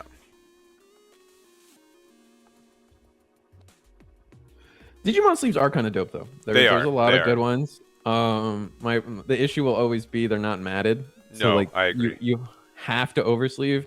And like a fun fact about me, sometimes like you remember those old Burger King commercials where like they're eating the Whopper and the guy's like, my hands are too small to eat the Whopper. And he's like, I'll help you eat the Whopper. Like, will you? Yeah, no, I just like my friends like they'll get like I have a Machinedramon player. He has the Machinedramon sleeves clearly. Yeah. But he has to oversleeve them, and whenever I play his deck, because I'm a degenerate and I just steal people's decks to play them, I'll shuffle. And I just can't do it. I get tired. Yeah. Yomi has the same issue. She double sleeve decks are pretty thick. And especially like the first time you shuffle them after sleeving them, if you have small hands, they just go everywhere. There's no helping. Oh, because they're slippery still. They're so slippery, and then you're just like, your grip is already just barely there. That's awful. Yeah, I can't do it. I just use normal shield, the normal sleeves everybody else uses. Although I love like I built the Alter S deck, I instantly put those in the Alter S sleeves. And we're not putting over sleeves on them. We're just letting them stick to each other like. I'm not going to play this deck for long. Let's just ride it out. I'm glad we're on the same page with that deck. Oh, man. I was so excited for it, but I knew from the beginning it was going to be... It's just for fun. Yeah. I hate that term, but yeah. And it's like, this is... I don't want to sound like out of touch by saying this, but like, there is a non-trivial amount of time to sleeve, build a deck, and like if I'm only going to play it once, it's very hard for me to convince myself like, oh, it's worth it. Like it's especially because I just play so many games and I just do so much with it. Like the hour it takes to find the card, sleeve it up, and like it usually means unsleeving another deck to just play it once at locals and to have a bad time. And it's just not worth it. No, I feel that. Oh, I definitely like.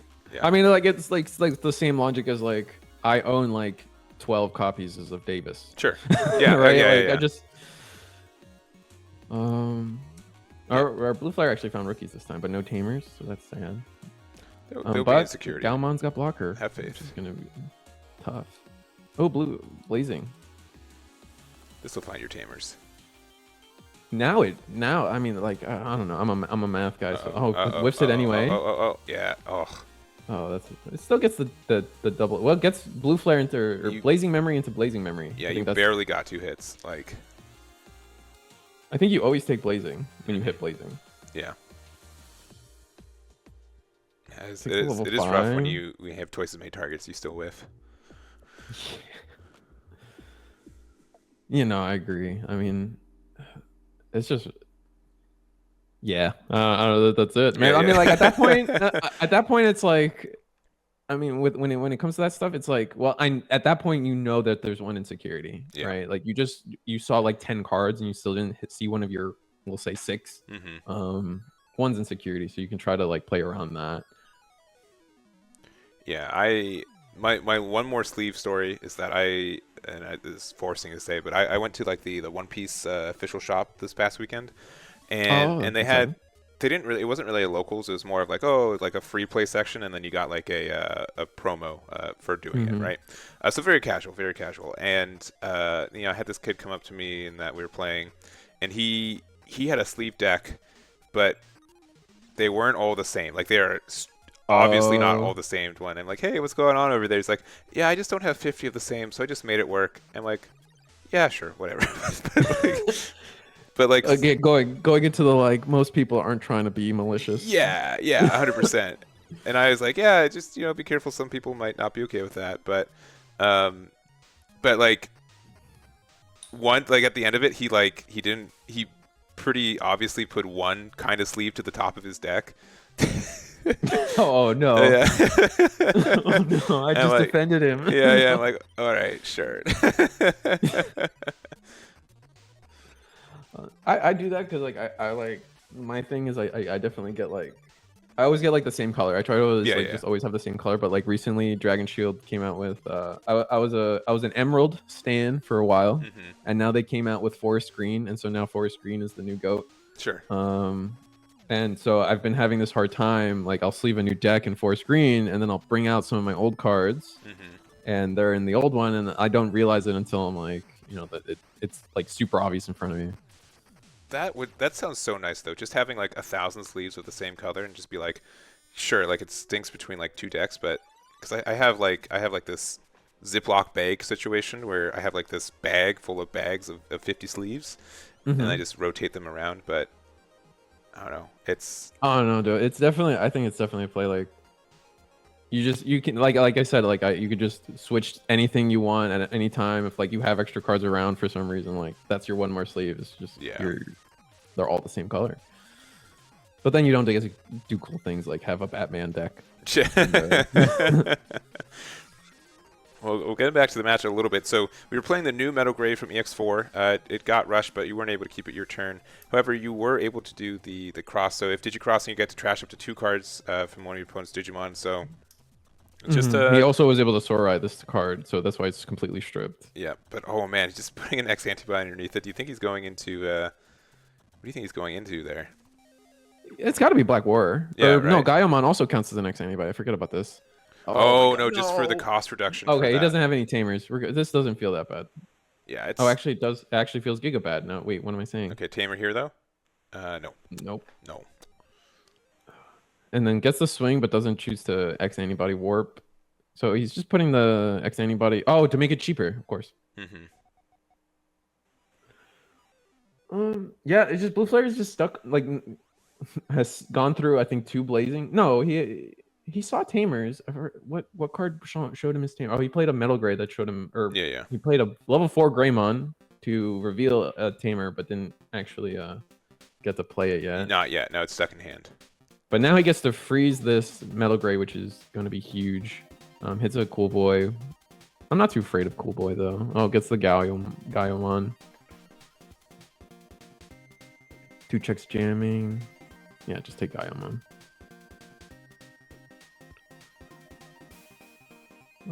Yep, jamming, busted. That didn't pass turn. Yeah.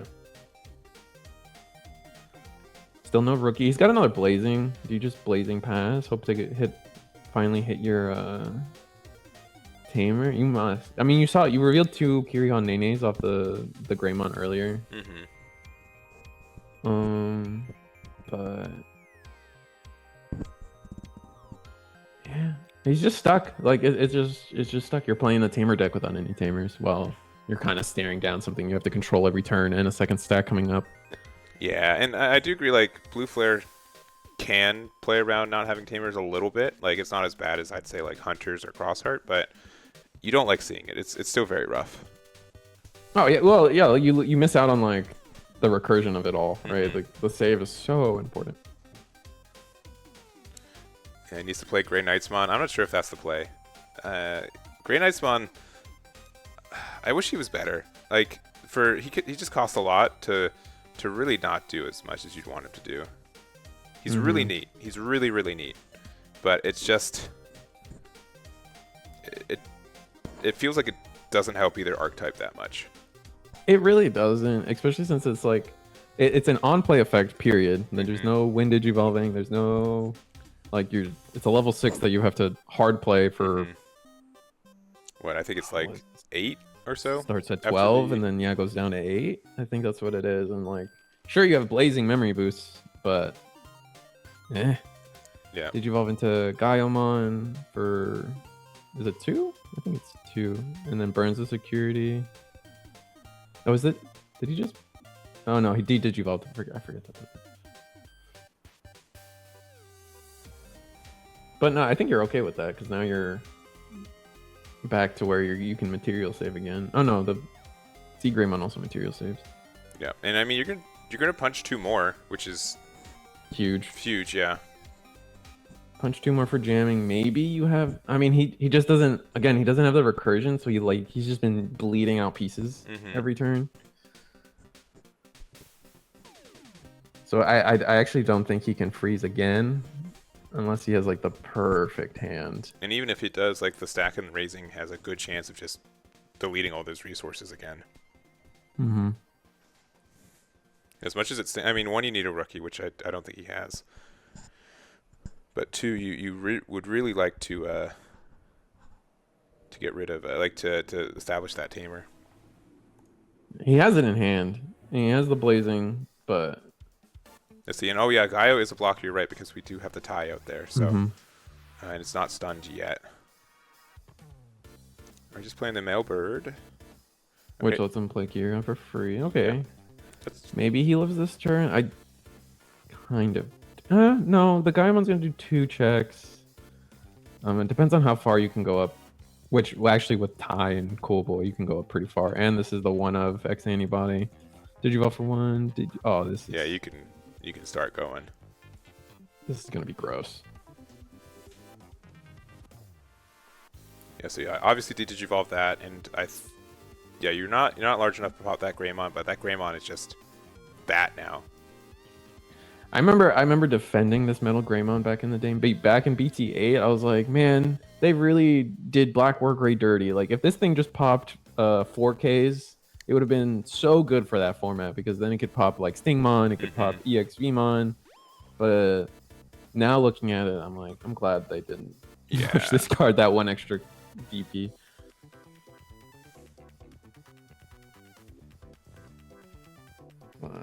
Still. Yeah, okay, I'm on. Okay, and then that's another Digivolve. Yeah. And then Blitz. Oh wait, no, this is the Archer mode. Yeah, it is the Archer. Yeah, so you're able to use the effect. I don't think it's going to be able to. Oh yeah, it doesn't burn anything because there's no 12 or higher. I always think it's 12 or less. But you get this guy out. You might just lose this turn. He might. No, Yeah. he passed the no, one. it's Yeah, two you're checks. good. You're good. Yeah. All right. Reboot. One of these guys have blocker. Probably this taller stack. I'd imagine it's the taller stack. And this Greymon's just Yeah, it's just kind a of guy. not doing much. Yeah. You can't do DG. It's just so stuck. Now you should be. Yeah, you gain the memory up, so you can have 4 memory online, right? Yes. Yeah, he also didn't Digivolve with Gaiomon, which you could have done, I think but he thought. I think that's like, a choice, yeah, right? yeah. Because then if it's a blue card, he could potentially Digivolve up or use it.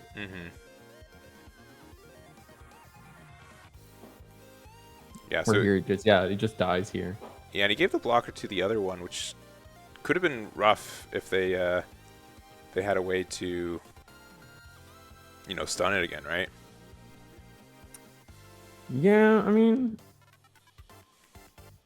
I think that's the logic. That might have been the logic. Like, I have my tall stack that will kill you next turn. If I give it blocker, now it's doing, like, you freeze that one, that would be double value to freeze the biggest stack. Now it's like, I have this one's blocker. You have to deal with it or you can't do damage. Yeah. And then if you don't do it with my big one, I'm gonna kill you. Yeah. So we went into the newer Metal Gray. And Oh, the camera's froze. Okay, we're good. yeah, there it is. Oh, Gaiomon is mandatory also. I don't think it made a difference for this spot, but you are right. I think that it had to be. Okay, so now Greymon stripped 2 sources. He's got the Beelzemon under the old one, so the Beelzemon's the one that actually freezes. Yeah, but you you have have two to have Digimon? you have to have less sources, right? It's at least No, equal to, sorry. right? If So you just have it just has 2 or more sources, so you're Yeah. fine. Yeah. So it probably stunning the other one. they're both stunned now, I think, right? Because it stuns 2, or no? Is it just no? It just No, if they have 2 or more out, it stuns 1. okay. Oh, okay. Went into the Metal Gray X, but you don't have enough to clean it up. That could be enough though. The big one, like again, the big one's frozen. So now the other one can just sit there. Well, you just He have has to like give block. 2. You have what? 2 sources left, or 2 cards left in hand. Nothing saves after this Metal Greymon gets popped. So Yeah, you're just banking on having a Metal Gray. Oh no, he just recycled a Metal Gray by playing. So he actually has a game in hand. If he gets 3 memory. If he gets 3 memory, yep. Because you can get choked Or to... 2. Yes, yeah, sorry, that's what I mean. Yeah, if you choke him to 1, they won't be able to win inherently. Yep. Or establish another he would blocker. He would have to clear 2 bodies. This is gonna be interesting. Okay, yeah, swing into the body that you can. Wait, oh no, Gaiamon's 13. That works. Yeah. And if this Greymon gets deleted, you can save it, and then you can use the new tamer to use both sources. But Hades Force would win here, I think, outright. And yeah, there's a lot of cards that could be working.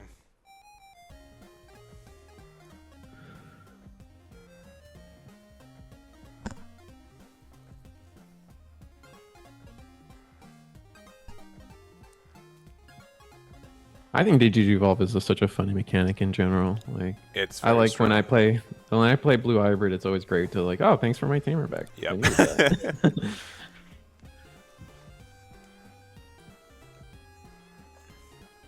All right, searching with that Agumon, thinking about it.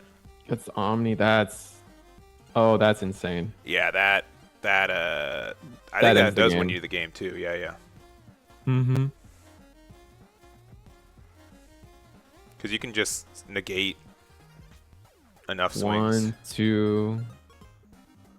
And it'll have blocker himself. And unless he... Well, if you have to attack with Greymon first, unless there's another one in hand. Because if you can get the stun with Mailbird, you prevent 1 more block, right? But Digivolve for 2, put him to 1 exactly. Yeah. We know he plays Hammer Sparks. Sure. So, he's got 2 Blazings, Metal Gray, and that's not going to be it. Oh yeah, that's it. He's got another tamer in hand. That's not enough. That's sad. He was so close. Mm-hmm.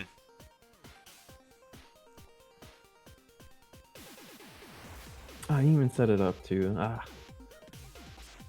That was just well played. Yeah. Going to he didn't Digivolve the Omni. So yeah, as long as he was put to 2, you would have won this turn. Yeah, he's going into it. I mean, you still get to stun 2 things, but the one thing you don't stun is what? Yeah, there and there. Again, seeing no rookie just been really painful. Yeah, that extra swing or the extra draw cycle would have been everything this game. He could have. That's all it was. And then he didn't see the tamer early enough. Yeah. So he didn't have any of the tamers would have given him more memory. This and this and that. It just none of them were in security.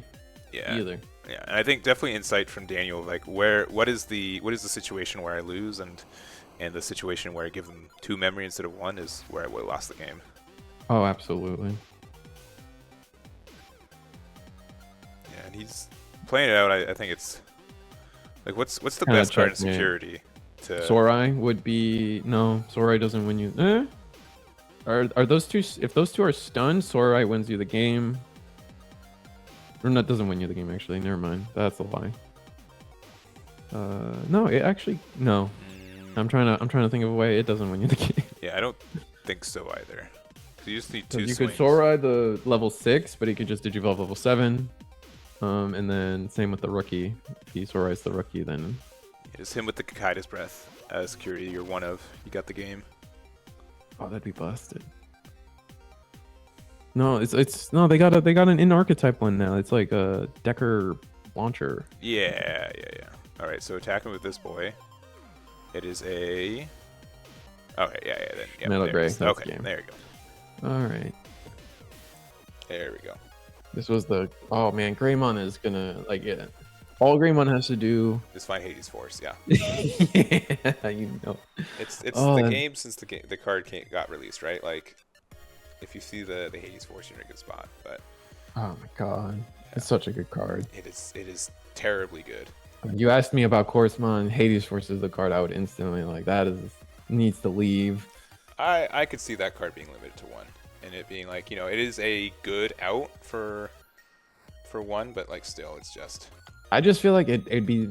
To quote Yu-Gi-Oh, I feel like even that card at 1 would be way too sad because like hidden potential, right? Like that's 1. Like as I imagine with Ultimate Cup, like yeah, hidden potential into my Quartzmon. Like yeah, no, I guess you're right. Yeah, because well, I it's would hard. say It's hard. Hades Right. Force is good against only decks that run Tamers, right? Yeah, I guess that's again biased probably. Yeah, sure, sure. But the you know what hidden potential boosts your own cards, where Hades Force counters other cards, right? So there will be cards and matchups where the Hades Force is just dead. However, hidden potential will always be live as long as you see like your pieces that it does not As matter long as you're what playing your opponent's doing. game, yeah. Yeah. I mean, Hades Force still kills Digimon too. But Yeah. no, No, I get your yeah, point. yeah. You don't get full value every time. Yeah, and if it was like only Tamers, yeah, it'd be a much less flexible card. So like you can still trade something 1-for-1, but I would think hidden potential is like a little bit more busted in general. But yeah, I agree. I agree. I don't mean that's just probably true. I think hidden potential needed like a clause to be like you can't suspend, or you like something where like you restrict the suspending in some way, where like you can't suspend the same Digimon that you are digivolving, or like it has to be the same Digimon. You know what I'm saying? So it's like at least there's like a different, like a more restrictive. But, yeah, I think what you got in trouble most of the time was because they made too many cards that in green that gain you memory. Yeah. Which is just like like, and that's like what's like Bloom Lord is balanced itself because it's a Digivolve for 4, but you can make it 2 very easily, right? And now it's just like, I get to Digivolve, and then I get to gain 2 memory back. Like and then I get to reduce it with this Mimi, and I get to do this with this. Yeah. Gets wild pretty quickly. Right, send the Agumon in. 100%. That's happening. Right? Oh, I think he's just double checking. Tagaru. Tagiru is how I've been saying it, but that does not mean a lot.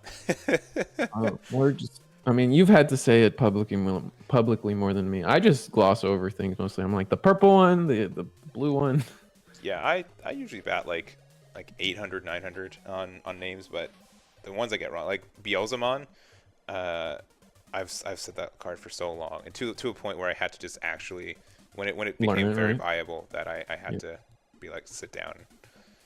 I still doesn't swing in with the Agumon, and now it's just dead. That's sad. Yeah, because of the. Wait, no, it's not. Is it? No, it's not dead. It's not just. No, dead. because it's with the. It could be dead, but not yet. Yeah. All right, swinging in. Dies. Draw card.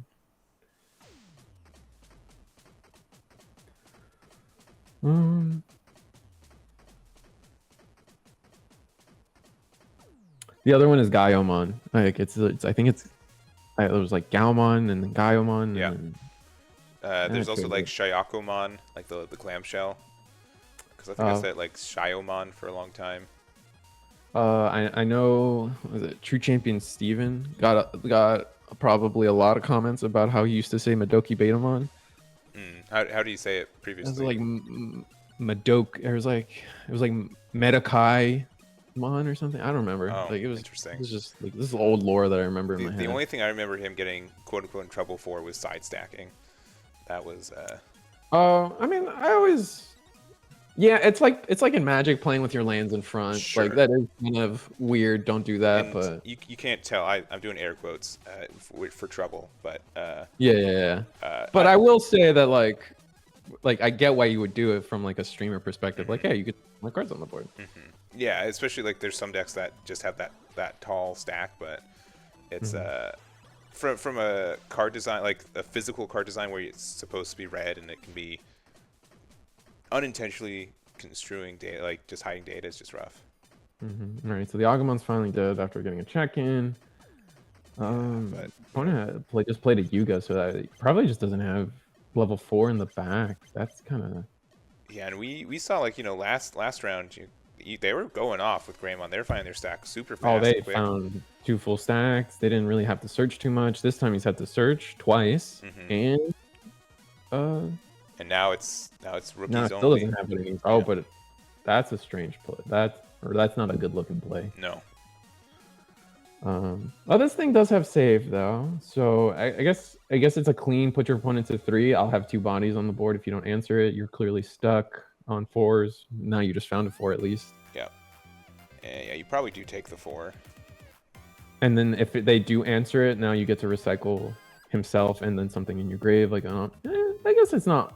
I guess there could be worse. Yeah. It's just sad to see your rusher. It is. Leave. It is. Yeah. Maybe. I'm not sure. And then hard for 3. So. No, he already did. I think he just passed. Yeah, that's what I'm saying. No, yeah, that's what I'm saying. Like, why? Because he grabbed Greymon, right? I would assume so. You'd have to Digivolve in the back. Maybe he's trying to save up for like a big. No, that would. Like, you still. I mean, I guess what it's free with Yuya, but you'd still want to. I don't know. Very interesting. Yeah. Right. Here's the second rusher gone. I mean, I guess Hunters isn't presenting too much pressure to like be like, oh, I need to like get this stack online now. I want to get to a point where I can answer the board maybe. Yeah, and you get to. Well, you can go to superior mode right now and get rid of the Agumon, and yeah, there it is. Yeah. And this will be 3 checks. Assuming the superior. Assuming nothing dumb happens. Yeah. Draw how many cards? This is gonna be 3 cards. 1, 2, 3. Yeah, I think 3. No, yeah, 3. This one is Monimon. That's when you're living in Hunters. Once you've gotten the first like set of like triple draws, and there's a Hades Force to the bottom. Yeah, that feels really good. There is a Gray X, the one of in hand now, but. Oh, Alpha Cool Boy too. So like he actually does have like the memory play next turn. Oh, really good for him. Okay, there's Gray X. It'll die and then save something else. Yeah.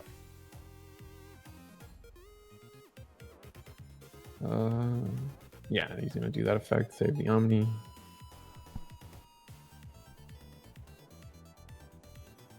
And then you still have your end of turn effect with Superior. Leaving your opponent at nothing. Oh, looks like he's trying to play a Clockman. Yeah, just play the. I think that's the play. Play the Clockman or play a second body, but the body could just easily die. Yeah.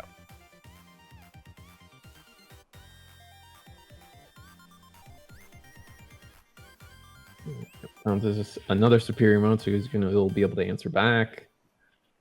Doesn't have all the 4 horsemen yet. No, but I mean, it doesn't really matter at this point. When you have 0 security, you you just need 1 rush. Yeah, security tech +1 means nothing. Well, no, he can activate Clockman. I'm just saying he can't answer a level 7, or he doesn't have the. Yeah, I get you mean now. Yeah, so if you're able to go into Omni X, you could maybe stun, but yeah, deciding, you know what, I can't. I cannot. Which I think he didn't add the Greymon to it, so it's real unfortunate. Maybe he just saw that. Maybe there was a different. I think he got a level 5, thinking he'd find a level 4 a little bit sooner, but unlucky there. Yeah.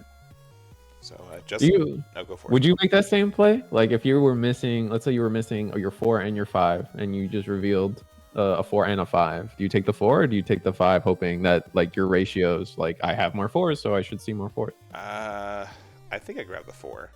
I think I still grab the 4, even if it's just to draw one more card, right? Yeah, because especially in this deck, there's just so many things you can go on top of. Because like you can get a Greymon X that can go on top of it as well, and even though it's not advancing your line, which we saw happen, right? Yeah. Then you got the X antibody.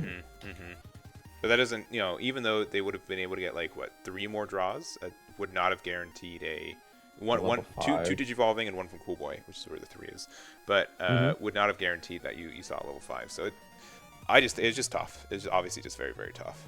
Yeah. All right, but we're gonna go into this game number 2, and I think there's enough time to adjust and be able to find the pieces you need. It's just that one's just really unfortunate for you. Yeah, you passed twice. It looked like, I think. That's just too much memory to just do nothing with, essentially. Can you? I can't imagine how how in Japan it was best of one, no mulligan for a competitive format. You know what I mean? Like, I mean, that's all them. That's all their games, though, yeah, right? Like, yeah. even is Yu-Gi-Oh even that way? I don't know. I don't I know about don't. Yu-Gi-Oh. No, but I just remember specifically Digimon because Dragon Ball is not played in Japan either, which is Right. why it's hard to compare those. But Yeah, I know. I think even Vanguard's best of one. I yeah. don't know. I'm sure people can correct, but I think it's just over there. It's just the best of one is the way for almost everything. Yeah, because I know like One Piece, it makes sense. One Piece is a pretty good best of one game. I won't deny that. I think we're starting to move to a maybe we start wanting best of two, but or best of three, but I don't know. Like definitely the game has so many choices and decisions that you need to be making every turn that like just from a time perspective it needed to be best Yeah, of one. yeah. Because if you wanted to do like a true best of three, like even it'd have to be at least an hour, and sometimes that's still not enough time unless everyone's playing Zoro. Yeah. Because that's what happened with Dragon Ball. Oh, it did it? Dragon Ball, I think, was on best of three for a little bit too long, for just like a year. It was in a state of just so many people tying because they end in game three. Because again, you'd win in game one, you'd win round one, they'd win game two, and then you can't finish game three. So now it's just best of one here. Yes, and then the kind of the beauty for it too, and One Piece kind of does this, but it depends on time constraints, but you do Swiss, and since Swiss doesn't take that long, like 8 rounds of Swiss takes 5 hours, then you have time for best of three top cut. Yeah, that's true. So that kind of makes it better. Yeah. So if you make it, then you get the bit of wiggle room. So both players kind of just traded Tamer playing for a few turns, and now we're finally getting our promotion. Is he going to use the anybody? No. He's just doing it to make it cheaper, and then interesting. Just kind of crushing whatever he can while he can. Doesn't even bother going to level 5, which probably is the play. Or maybe it's not the play, because now oh no. Swing. Oh, he plays this shot. Do you play this Shaman? I do not play I do this not level. play that Shaman, no. Yeah. He died. Yeah, he couldn't even superior him out there if he wanted to because he had no tamer. Yeah, and so I mean, we don't know the deck list outright, but I'm pretty sure it runs like two or three Hades Force. So even though one Hades Force to only get rid of one tamer is, I think, good enough chance value. of seeing another one, right? Yeah. That puts his opponent to 3. That feels bad. Doesn't get the tamer hit, but gets his pick of the litter. Yeah, you got a rookie and a level 4. No, you only get one. That's right. Yeah. It's yeah. 2R. I always confuse the two too, because the clock. Digimon searches 2 Digimon, and then this one has to find a hunter and a tamer. Or whatever. Yeah. But this one can play the spell, or this one can search the spell, which is something that isn't normal. Let me find it. He searches for anything with the rival trait. So kind of like with X antibody, like the power overwhelming spell has rival as a trait. Yeah. Building a second stack for our Agumon player. But yeah, it's usually like the tamers find Digimon, and then the Digimon find tamers, right? So in this archetype where Watchmaker can find other tamers, it's a little weird. Yeah. I'd actually never thought about that. Oh, and he's got the second Hades Force to just clear board again. Oh, okay. So that kind of makes sense why he used it so willingly, because he just had another one that he's just flooded with them, yeah. But at the same time, he's not like he might be able to drop them out of resources, but you're not really doing it much as Greymon right now. Yeah, you still have 5 security. You can now if anything, he can safely play like a Shoutmon or a Damemon and start building up a bigger tamer lineup. Because the only thing I got rid of was 1 U, 2 U's. Yeah, I think 2 U's. The most important one. If anything, he probably should have killed the Clockmaker or Watchmaker here. Yeah, there's U number 3 back from the dead. That's funny because I feel like a lot of lists are cutting this guy to 2 now, like and finding other ways to just manipulate board state. And this Shaman will definitely this should kill the Greymon. Yeah, 4 plus 3 is definitely 6 or 7, but whatever, gets the job done. He's a 2. He's gonna hard play. Memory setter. I think you're right. I think he like sure he played 2 Hades forces, but he just didn't get anything done. Maybe he's just looking for 5. Oh, that'd be so unfortunate. 2 games in a row. Yeah, where you just only see 3s and 4s. Yeah.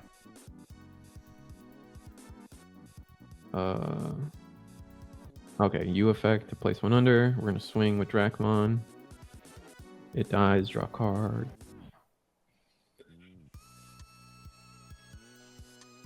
I mean, Hunters is still in a very okay position even after 2 forces. So that's saying something.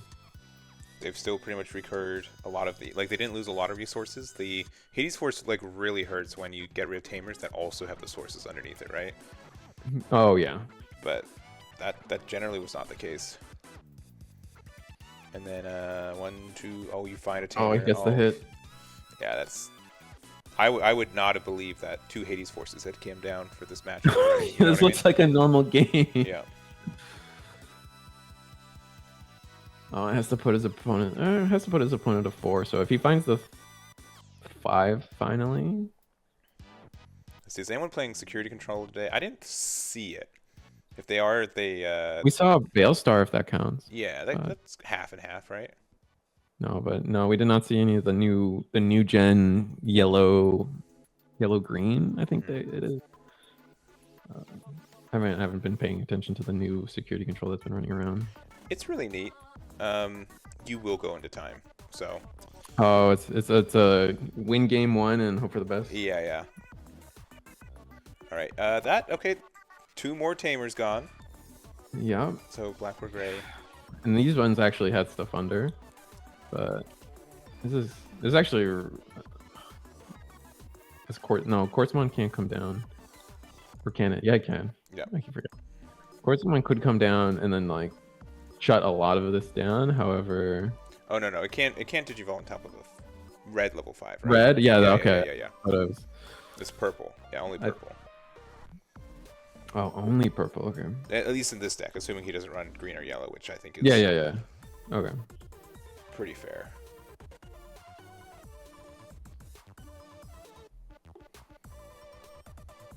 Okay, wait. wait. I will step into this one. Oh, it's just level 5. Oh, I'm thinking Astamon. Yeah. Quartz can come down. I'm thinking Astamon. Okay, yeah. All right. That's why is the weird one. Yeah. It costs 9, cool. But then you, yeah. Because we were talking about Astamon earlier today about how it's tricky, but it's the weird one. Yep. Yeah, well, you do have answers to this card. Oh, absolutely. A lot more than All Force, though. Yeah. The problem is he already has his BT8 Metal Greymon under this one. He had trouble finding 5s in the first place, so like swinging directly into it isn't really okay. That gets some stuff done, maybe. Let's see, and I'm double checking right now because someone asked in chat. The Fort Worth is going to be one of the first ones, but I'm pretty sure Carta Magic has an online event, and I'm 99% sure it's an online regional, but it might be an Ultimate Cup. I swear it was a regionals, but maybe it got changed. Burn top security, strip 2 to end the attack. I'll use 1k off from being able to just trade with this Quartzmon. Yeah. Okay. So there's two events for North American EX4. There's Carta Magica, who is an online regional on the 15th, and then Play TCG has an in-person one in Texas on the 22nd. And then PPG has one on the 29th that's going to be online. That's BT13, and then the ones at Gen Con will be BT13 as well. That's exciting. Are you going to Gen Con? Yeah, I will be. You'll be going to be there? No, I tried to see if it was monetarily viable. It was hotels are expensive. Yeah. Expensive. It was just as someone who's legitimately starting a fundraiser stream in like 12 hours to help raise funds for that, I 100% understand that. Oh, okay. So, but yeah, it is. But I was also lucky enough to, so like I have like One Piece Thursday, Lorcana Friday, Digimon Sunday, and Dragon Ball Saturday. So I get to play one of each of my games every day, which I think is really neat. Oh, that's so sick. No, I would go for more like just the board games and stuff. I don't know. Sure. I've kind of, maybe this is bad, but I've kind of sworn off. Oh, he's just gonna hard play an Omni Shout. Like, there's no better way. I mean, I guess it just works. It kind of can set up lethal next turn. Yeah, it does set up lethal next turn. That's why. Because you can attack with it and then attack with force, burn one, and swing for game. Yeah. I mean, we still have the Omnimon. You do, yeah. Threatening. To prevent one attack, yeah. Oh no, this is the Archer mode. Oh, but the Archer mode can still swap. It can pop the Quartzmon, yeah. It won't get the burn damage, but it will still. I've never heard it as Archer mode, but I love that name, so I'm stealing it. Oh, I think it's one of the, like, I think it's supposed to be a mode. I forget, like, but it's like a Japanese word that I'm not remembering. Yeah. But yeah, he's got a bow and arrow. His Archer mode. All right, so in 2 checks with the Gaiamon, hitting a Gumdramon, and going from there. Yeah, reboot. Actually, he might actually. I think he just clawed this back. Yeah, he's in a really good spot. The Archer mode actually is doing so much work for him in every game we've seen. Let's see, chat saying Fierce Blade mode or Ito mode. Ito mode. Oh, okay. Fierce Blade. Fierce Blade, really? It's a bow. Maybe that's like his regular form, is like Fierce Blade, and then Ito is his bow and arrow mode. Oh, okay. I think Digipan has left the chat, so he wouldn't be able to help confirm. Oh, that's just his third form is Fierce Blade. I see. Oh, okay. But yeah, the one thing I do not know how I'm gonna do. Like I legitimately might hire people to help me. There's gonna be like a dozen events to cover that weekend. Like they're that's gonna be wild. Like 3 or 4 every day across every card game. So that's my biggest worry of just like, how do I, like, sometimes like Mondays are just the worst because there will be like 2 or 3 events across all my games that get covered and I have to figure it out. But like when I'm already like out of town and there's like a dozen events, I don't know how I'm gonna do it. Yeah, it's gonna be. I know. Very tough. I need to ask him. I need to ask. You worked with him a little bit. Orange Samurai for One Piece. Yeah. For One Piece, yeah. He does. I know he's always willing to help. I don't know if he's going to Gen Con. If he is, I can ask. Yeah. No, I have a network of personnel. You do you, homie. I got you. But yeah.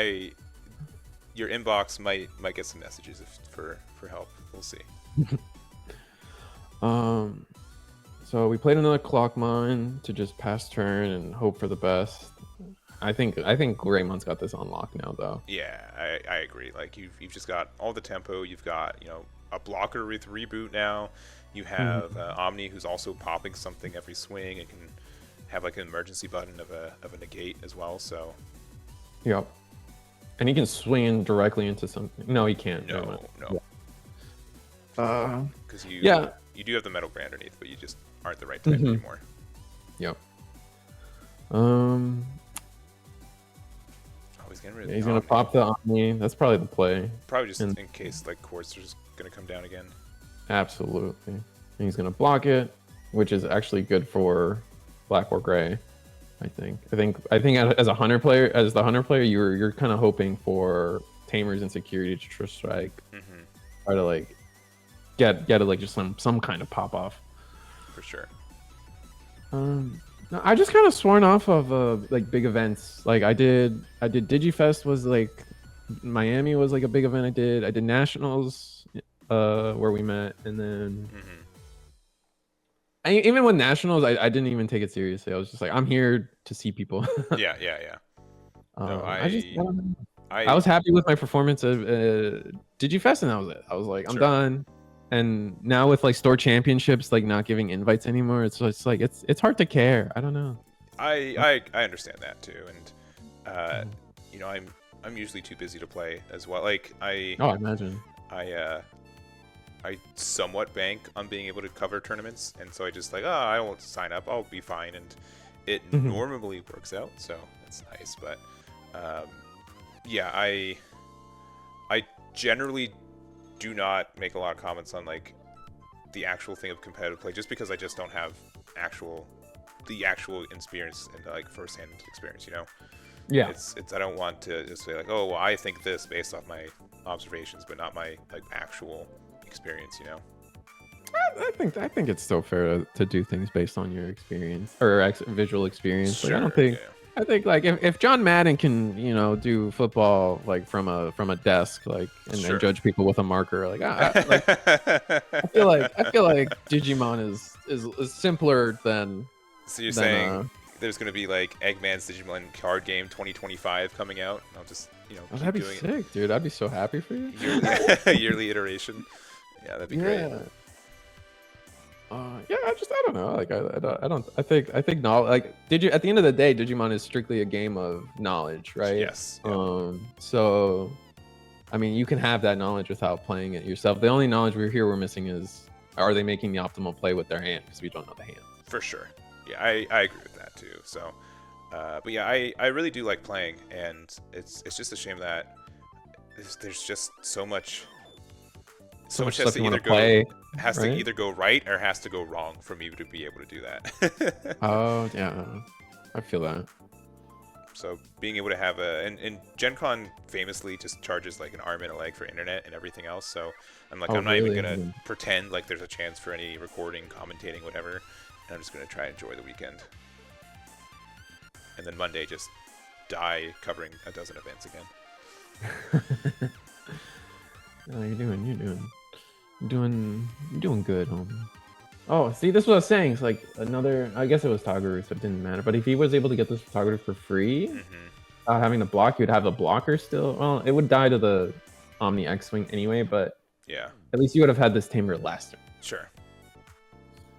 Yeah, the only reason you don't block the Clockmons is if,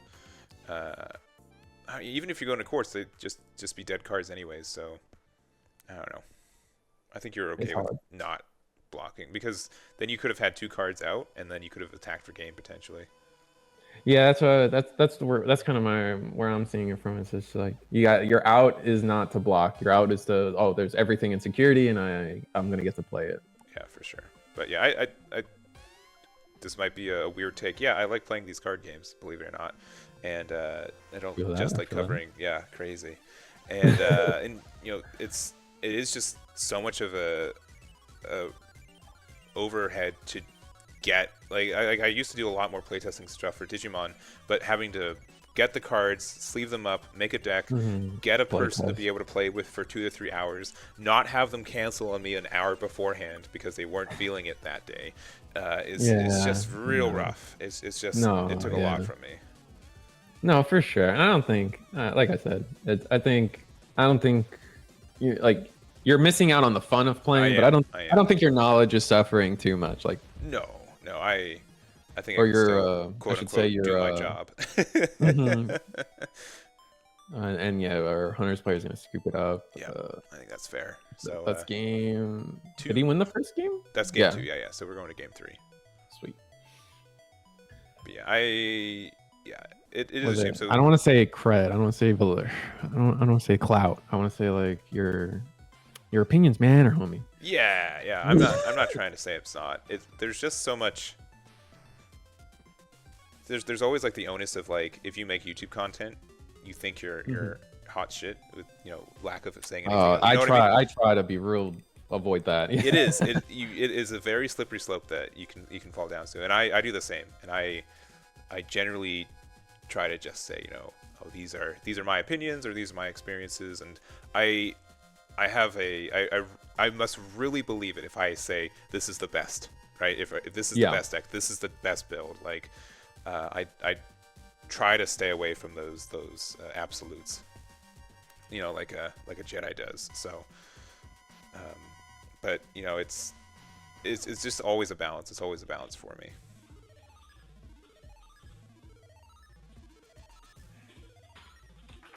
So it's going to be interesting how this game 3 is going to work. Like, honestly, like Daniel's been bricking for most of this set, right? Like game 1, super. Game 2, he almost bricked too much for it too, and so we'll see that. I mean, like he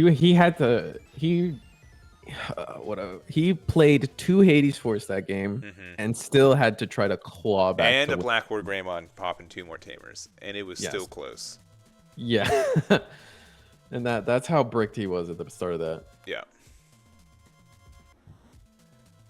All right, looks like we are.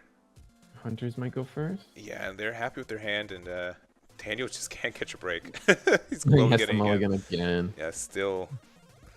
Man, imagine having like what? This is going to be his 9th hand of this set, right? He's mulliganed everyone, and he still hasn't found the correct vibe that he's happy with. Yeah. Speaking of which, the format I wanted to see from that like big like checklist thing that the poll they did a long time ago. I want a ride deck. Like I don't know if you know much about Vanguard, but neither do I. But I know they have a ride deck, and that sounds cool. What's a ride deck? So essentially, in Vanguard, you also have a character that levels up, like Digimon levels. Sure, yeah. Right, and basically, it's just like an extra deck in Yu-Gi-Oh or something. It's off to the side, and you can just look at it. All right, I'm gonna level up my level 2 with my 1 level 3 that's in my ride deck. Like you have a single line on the side. Yeah. And I get that, like, oh, what about Quartzmon? Like, don't put level 7s in there. But like, just like the idea of like every deck will at least have a starting line to at least start the card cycling. Going. I feel like could be something interesting to play out. Like, could be too busted, but that's kind of what Ultimate Cup is kind of for, right? Yeah, and I've kind of dabbled with the idea that at the start of each game you take one of your rookies aside and you show it to your opponent. And I think that'd help maybe security control a little bit too much, but. Oh yeah, but like that's what that's what we all think Ultimate Cup, like that's what we're excited for about Ultimate Cup, right? If they ever change it again, it could be great. Yeah. Or I think the biggest issue with Digimon at times is that it sometimes feels a little bit too deterministic, and/or if you lose, it's not your fault a lot of the times because you didn't see your pieces or their security was just too good, right? Like sometimes you just feel like I lost because that's just how this game went, which is hard to escape in a card game, but anything we can do to reduce it, right? Or at least give me a decision point to say that I feel like I influenced the game, right? Yeah. Like, I could pick a level 3 and a 4. And my choice matters enough to decide the outcome of the game. Yeah, because that's when the game feels fun. It is. When, like, we played, and I got to feel like I played. Oh, he's just. This is kind of a brick too when you think about it. Yeah, going from a Greymon X into a Metal Gray in raising.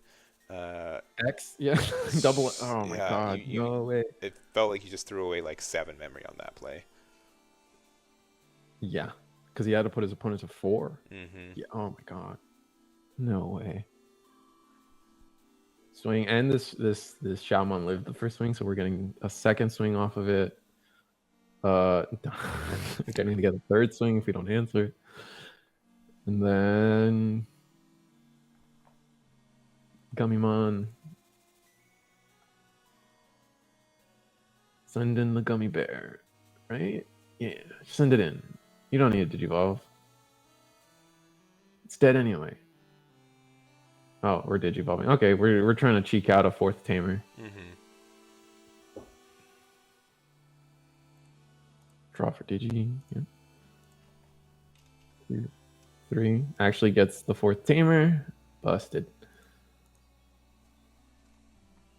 And then, do you swing? Do you go for the 2 checks? I think you do. You should have gone for the 2 checks then. Oh no. Yeah. Why would you not?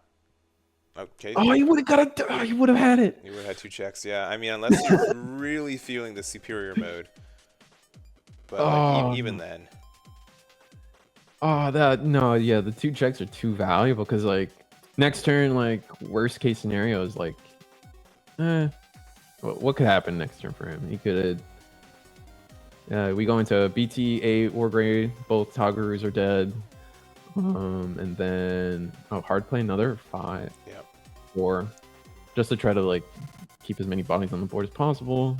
Yep. So quickly raising that up, which means he has some form of answer. Yeah. But what? what could it be? Because like you can't keep it your turn and digivolve up, right? Right. Yuga doesn't give you a memory, right? He just gives you DP and the protection from options. I guess like if you go into Gaiomon, can you keep it your turn? Yeah, it's the level 4s as well. So like all your digivolves in this deck are 4 on a level 5, unless you have some prior restrictions or reductions. Yeah, he needed Pool Boy memory, which unfortunate. He could Hades Force, and that would get rid of. Not he could get rid of theoretically any level 4, and then 1 tamer, and then Hades Force swing into something else. Ah, that's too rough. Save 2 things. Save the Gummymon, the Gummy Bear, and then draw a card.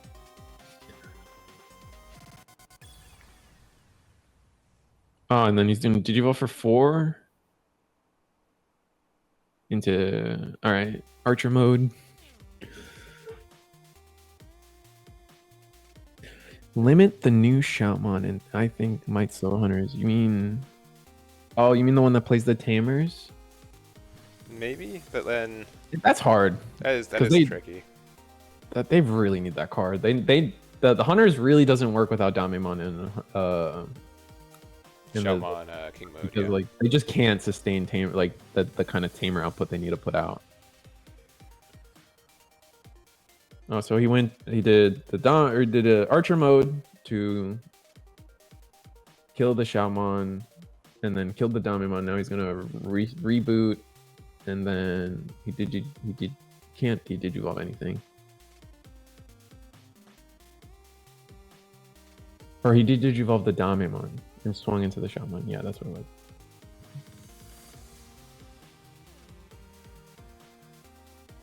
All right, well, again, you're slowing them down a little bit, and seeing like 2 rush cards mean that chances that you have to be worried about a card with rush is a little rare, but you do get to trash the 1 security. You do now have blocker with tie, which is nice, but You're also immune to options. Sure.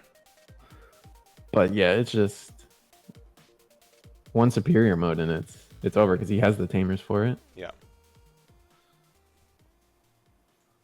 Oh yeah, he does. He can just tuck away the Gaiomon. Yeah. Mm-hmm. That is cool. I didn't think that the Archer mode and the original Gaiomon would prog Cool Boy / Yuga like this. Yeah, they sure do. I didn't consider that because I keep forgetting they have X Antibody in their traits. Yeah, and then technically Greymon in their name too. Yeah. So not instantly superior moding here means he doesn't have it. Yeah. That's just ascended.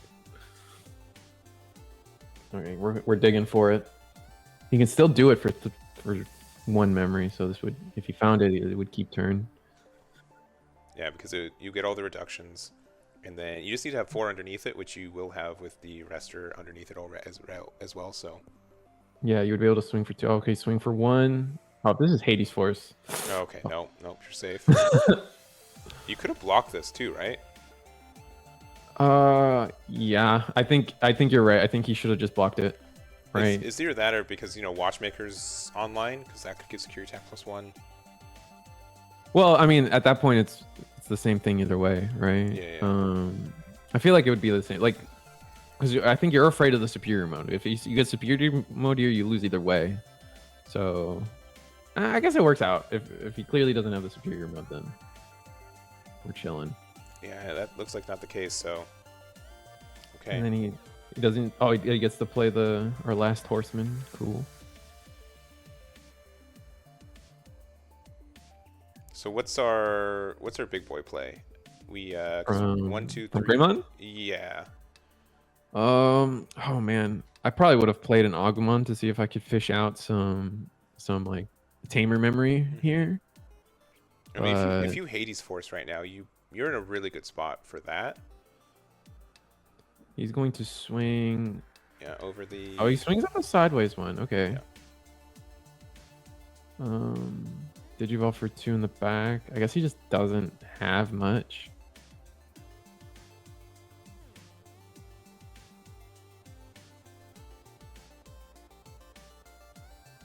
You can't go back into the archer mode because he doesn't do that.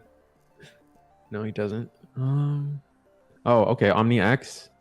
But yeah, your opponent already established all 4 tamers. Yeah, so if they do have a superior in the next turn or two, which they're going to get a lot of cycle right now, you can just tuck it away, and that's probably it. Oh yeah, you're gonna get two cycles, plus potentially a Mani Mondraw, plus the Psych Mondraw from. I mean, you have so many cards to go through. If you don't find superior mode, it was just not meant to be. Yeah. And you still have like four memory, so like if you needed to like, I don't know, play another watch. Play like a Dracmon. Oh my god, yeah, there's so many ways. Oh, okay. Did he not proc his? Okay, maybe his hand just not filled with Digimon and it's just Tamer? Because I don't think he triggered the Taikis. Yeah, I don't believe he did either. At least one of them. But what? The Omni Shout's gonna pop what? Nothing. Right? It's 4 plus 3 per 2. Oh, okay. We're just going all the way. Oh, okay. So this was his play, and then tap everything. He's gonna gain so much memory. Yeah. All roads lead to quartz. He's just gonna scoop it up. Yeah.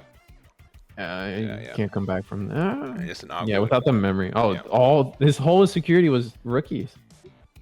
That's so rough. I mean, he saw. No, he didn't really see much. He didn't see all his like busted inheritables and stuff to kind of win him the game there.